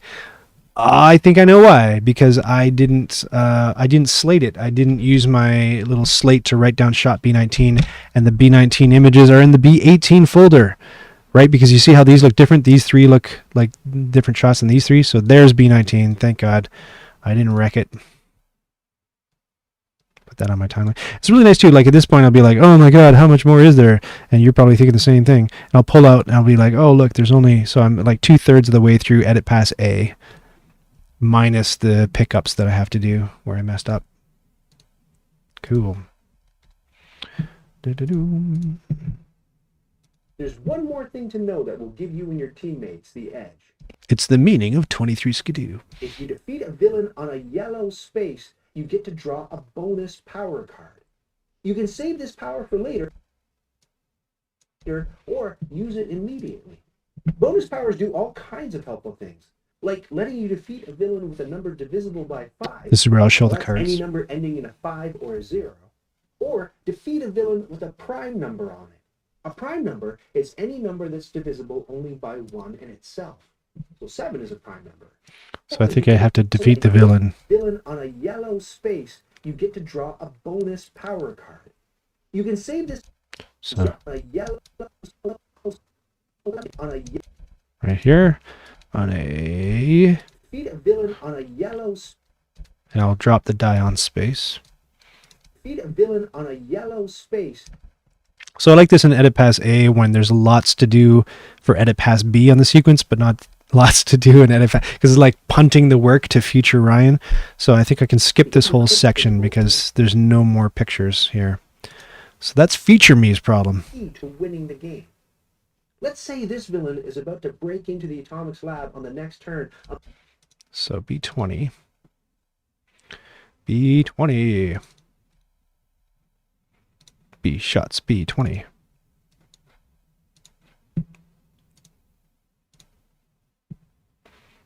Oh, hello, face that stares. Creating a board game with Ryan. You know what? I thought about doing that. I thought about creating a whole like purchasable Linda style like instructional thing for how to make a board game, from concept to paper prototyping to how to run a playtest properly, to how to pitch to a publisher or how to self-publish, all that stuff, which I've never done myself. But I thought, so I've never done it myself, so to be able to know how to teach it, I would have to do it. And then to do it, I might as well involve my audience and like not crowdfund it, but you know what I mean, like crowdsource it, so that we all came up with what the board game was, which would be a horrible mess because design by committee never works well. But it sounded like such a huge project. Now this is creating a board game video, not with Ryan, but I'm just working, so I'm streaming while I'm putting this thing together. This is a video for a game called Outnumbered by Genius Games, who you know from Genotype and Periodic and other titles. Let's say this. And I'm in Premiere Pro.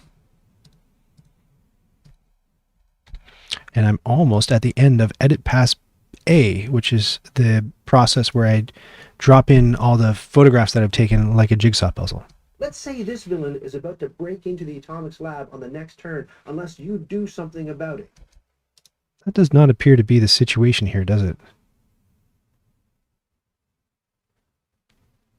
23, down number 20? Yeah. I guess so. You don't have the numbers to defeat it. Try defeating a villain on a yellow space instead, because the bonus power you draw could help you defeat that villain. And that's where I show the card. And then right here, the face that stares, I was explaining that there's different processes or different chunks to this process, and this is Edit Pass A. So when I'm talking about specific cards, I won't have to bring them onto the screen until I'm doing Edit Pass B, because it just makes things faster to do it that way. Wah! No, that's wrong. Wah! What's going on here? Wah! He should be going, not the dice. Oh, I see why. Defeating a villain on a yellow. Right, so we've already gotten rid of the dice because we used it to get the villain on the yellow space, and he doesn't disappear with the hua until here. Whoa! Nope. Yeah, no, that's right. Hold on. On the yellow space. On a Yellow space. instead. Yes, okay. Whoa! There we go. 23 skidoo. There it is. See? I thought of one more. When the truck reaches Fun. Up to B21. B21. B21, Sarah. Yeah, the freeze structure is really useful when making that tree structure. Which tree structure? Yeah. I believe you. I don't know what you mean by tree structure. Do you just mean like getting more refined as you go? one more. When the truck reaches the last one more. When the When the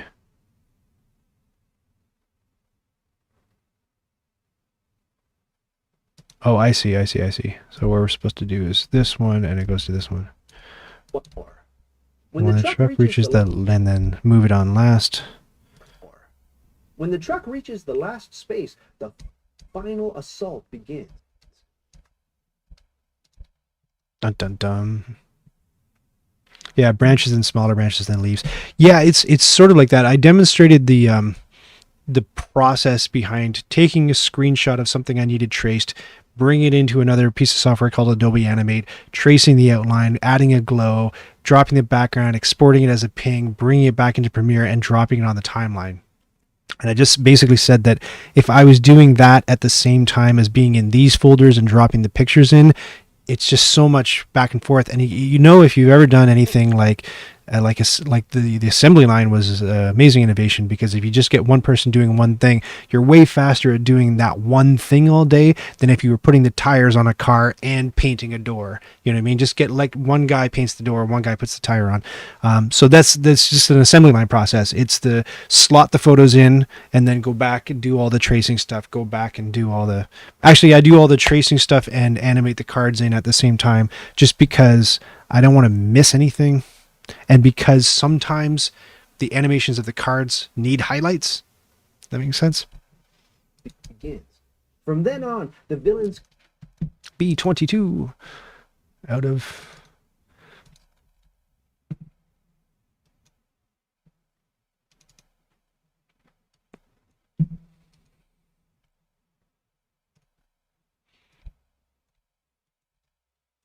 begins. From then on, the villains keep advancing. I think this is one with an animation. Am I right? Effect controls 50. What's happening here? Yes. Oh, that looks fun. And I might slow that down, but let's see how it looks. The villains keep advancing on every turn. No, I want them down on the word advancing. The villains keep... Actually, I want them down on it. The advance of advancing. The villains keep advancing on every turn. Yeah, a little bit earlier. A couple frames earlier. Keep advancing on every turn. That looks pretty good, right? So I mentioned before that if I leave that up on the second layer, that when I go back and do my color processing, I'll miss it and I'll forget to colorize it. So I have to make sure I delete these and drop these down into the first layer so it doesn't get missed in the color treatment process. Advancing on every turn, but you don't deal any new villains out to the board for the rest of the game. And if you're playing in hero mode, you don't draw any more event cards. I show the event cards. If the villains advance and one or more... Now we're on to the new shot. B23. And notice how it goes down to 33 and I'm on 23 and it skips. It goes 23, 24, 25, 31. Well, let me show you the reason for that. Footage, I go to slates. Do I have the slate in here? Maybe not. Just basically, I'm bad with numbers and I miscounted when I made my tally marks. So I skipped 10 tallies. B20. What were we just doing? 23? B20. No, we weren't. We were doing 22. 23. It's a little bit tedious, and I can work about an hour before my bottom begins to hurt, and then I need to stand up and stretch and go have a snack. This isn't the most chair conducive to not dying. If the villains advance and one or more bad guys... So this will be another animation of him breaking through. Stop motion animation. People have asked before earlier in the stream how I do that bit, and it's just take a picture, move the thing, take a picture, move the thing. You know, stop motion. Breaks through. Whoa. Guys breaks through and guys break. Yeah, that's fine, but I can't get rid of the truck at the end. I got to put the truck there, and then I'll get rid of that last frame of that animation. So it breaks through. An empty gap in your defenses. The villains stick. And then on the word steal, we'll get rid of the truck. And as before, we got to drop this animation down. Guys breaks through it. It's a little fast, eh? I wonder what it looked like if I slowed it down. So right click, go to speed, hit 50% speed. See if that's any better. Guys breaks through an empty gap in your Yeah, it's a little less defenses. hyper. The villains steal the infinity generator and you lose. And in the end, I might go to the sound effects site and grab a yoink or some sort of fun comic booky sound effect for when the truck gets stolen. But if you wipe out all... This is the next shot, but 24.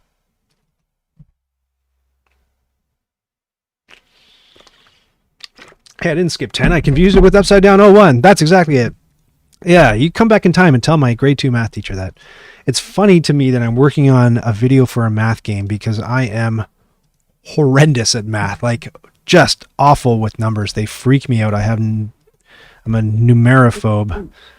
But if So what's funny about this game is that it's a game for children, I think, for grade schoolers. And I'm very bad at math. My wife works with numbers all the time, and she does accounting all the time. But we sat down to play this game, and I misread the instructions. There's 2 different decks of villains, so you can see on the screen, and that shot's a bit blurry. I might have to redo it. But there are blue bad guys, and purple bad guys. And the instructions say if you want to make the game harder, you use the purple bad guys. But what it actually says, if you read, instead of skipping every third word, if you read the whole sentence, it says shuffle the purple guys in with the blue guys. And what I did was I chucked out the blue guys entirely and we played just with the purple guys, and the game was balls hard. And I didn't know why we weren't able to defeat this game that was made for like 8-year-olds. And I felt worse about my number skills until I went back and figured out that we were playing on like boss hard level. But if you wipe out all of the villains, but if you... I think I can tolerate that if it's a little bit blurry because that shot's only on for like a second, but let's see how it looks when we... Part of the problem is the software. You're like, Ryan, how could it be out of focus? Don't you have eyeballs? Well, the software that I use, it's annoying. You'll put it on focus lock, which means don't change the focus, and it'll autofocus on you all the time. Like, you know what I mean? Like there's a bug in it or something. You wipe out. Since that's blurry and the second one's not, I'm just gonna start with the second shot instead of the blurry first shot, and that'll fix it. That'll fix it.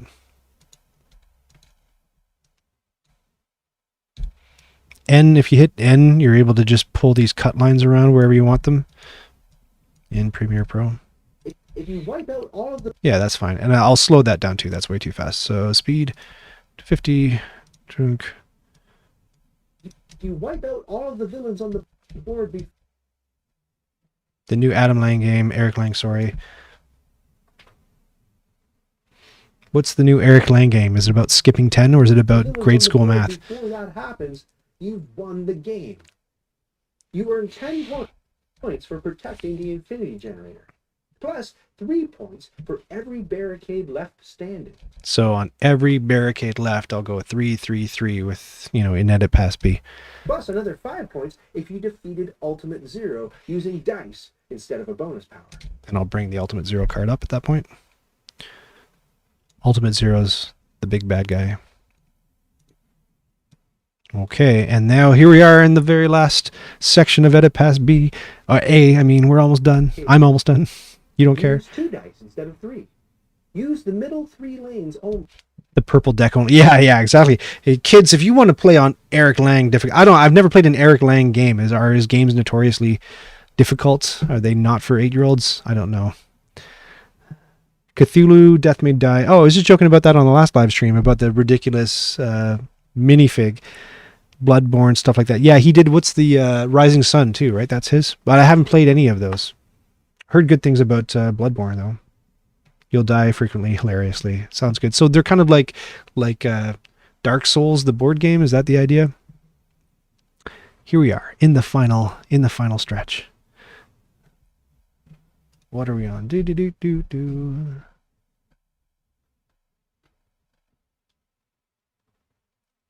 Keep playing until you... Okay, so use 2 days instead of 3. So this is describing the ultimate baby mode.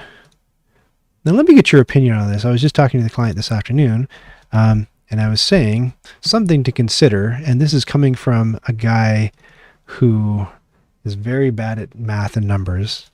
Or, I shouldn't say I'm bad at math. I'm not bad at math. I'm just afraid, and so I think I make more mistakes because I'm afraid of numbers than I would if I wasn't so freaked out about them.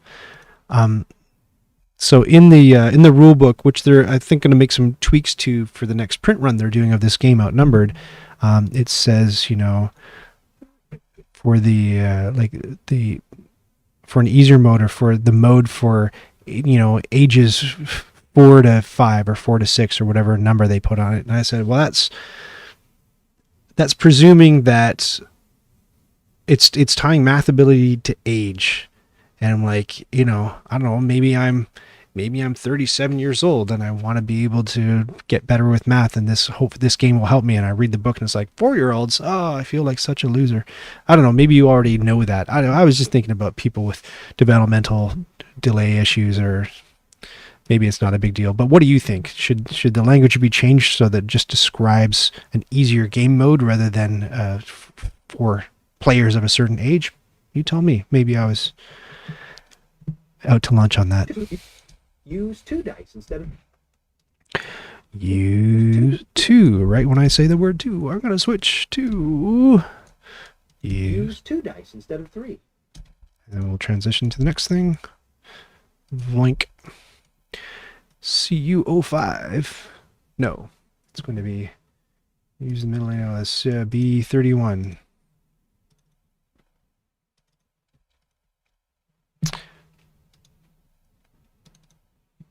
B31.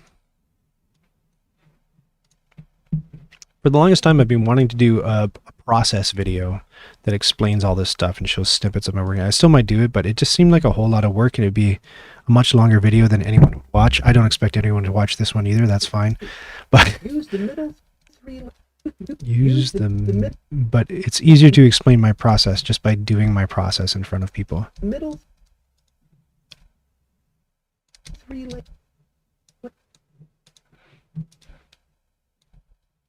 Use the middle 3 lanes. Ooh, what happened there? Oh, well, that's a pain in the butt, isn't it? Ah, that one shot's out of focus. I'm going to have to redo that. Unless I mean, what I could do, maybe this stinks, but we'll see. Use the middle 3 lanes only. It's not the worst, is it, if he starts there?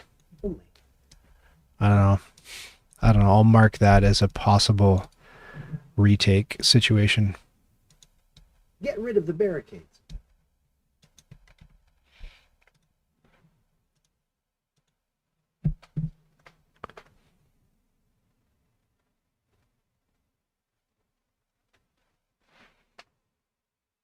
Bloodborne was a PS4 game by the same makers as Dark Souls. Was it? No, it wasn't. Oh, Bloodborne. But what did Lang do? Did he do a board game version of Bloodborne? I thought his was called... What was his called? Blood something? I don't know. I don't know what I'm talking about. All I know is that I gotta go get the shot of the barricades. B32.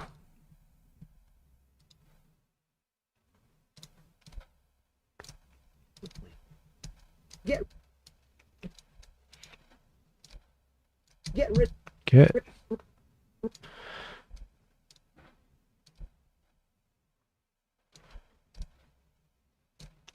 Get rid of the bear.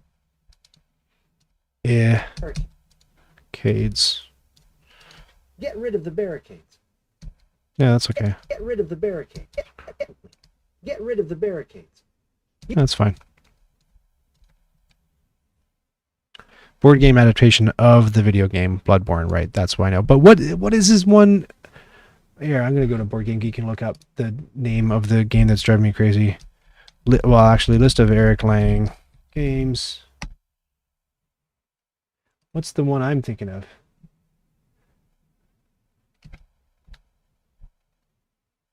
Thought it had blood in the name.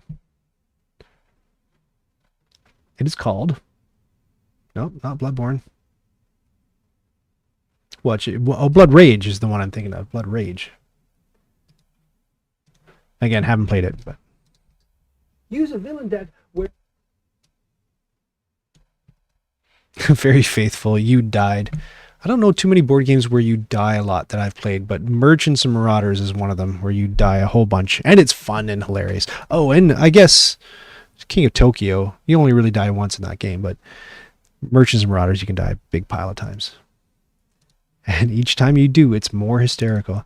I pulled a big baby hissy fit last time we played Merchants and Marauders because the game was not going my way, and I was finding it extremely unfun because of it.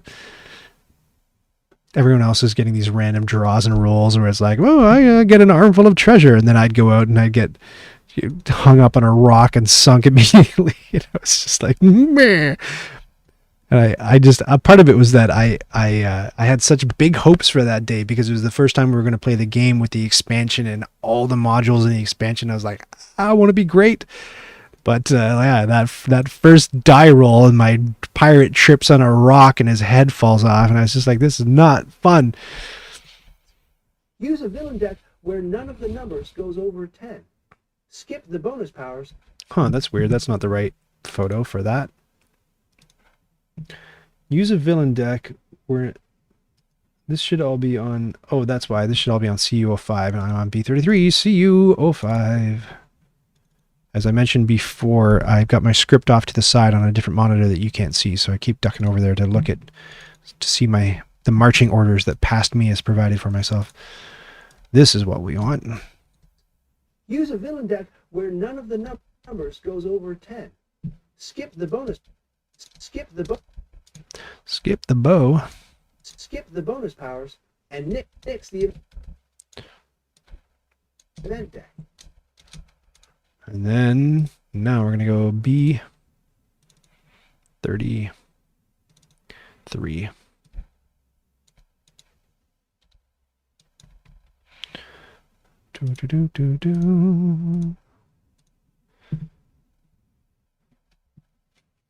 He's done tons. Blood Rage, Ankh, Rising Sun are all him. Yeah, he's done tons. He's done tons of games that aren't of the kind that I would play. You know, like I don't think that his games, and I've seen the artwork in them, they wouldn't scream out for me to go get them. And I think I only own one CMON. Is it CMON or Come On?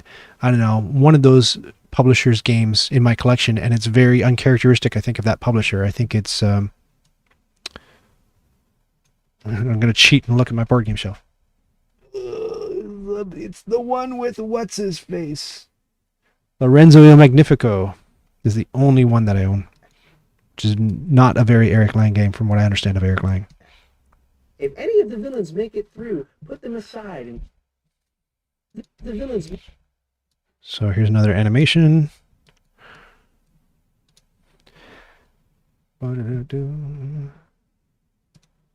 I accidentally looked at the concurrent viewers list. I don't want to see that. It's going to freak me out. Although, if 20 of you were in the room, I think I could handle it. Look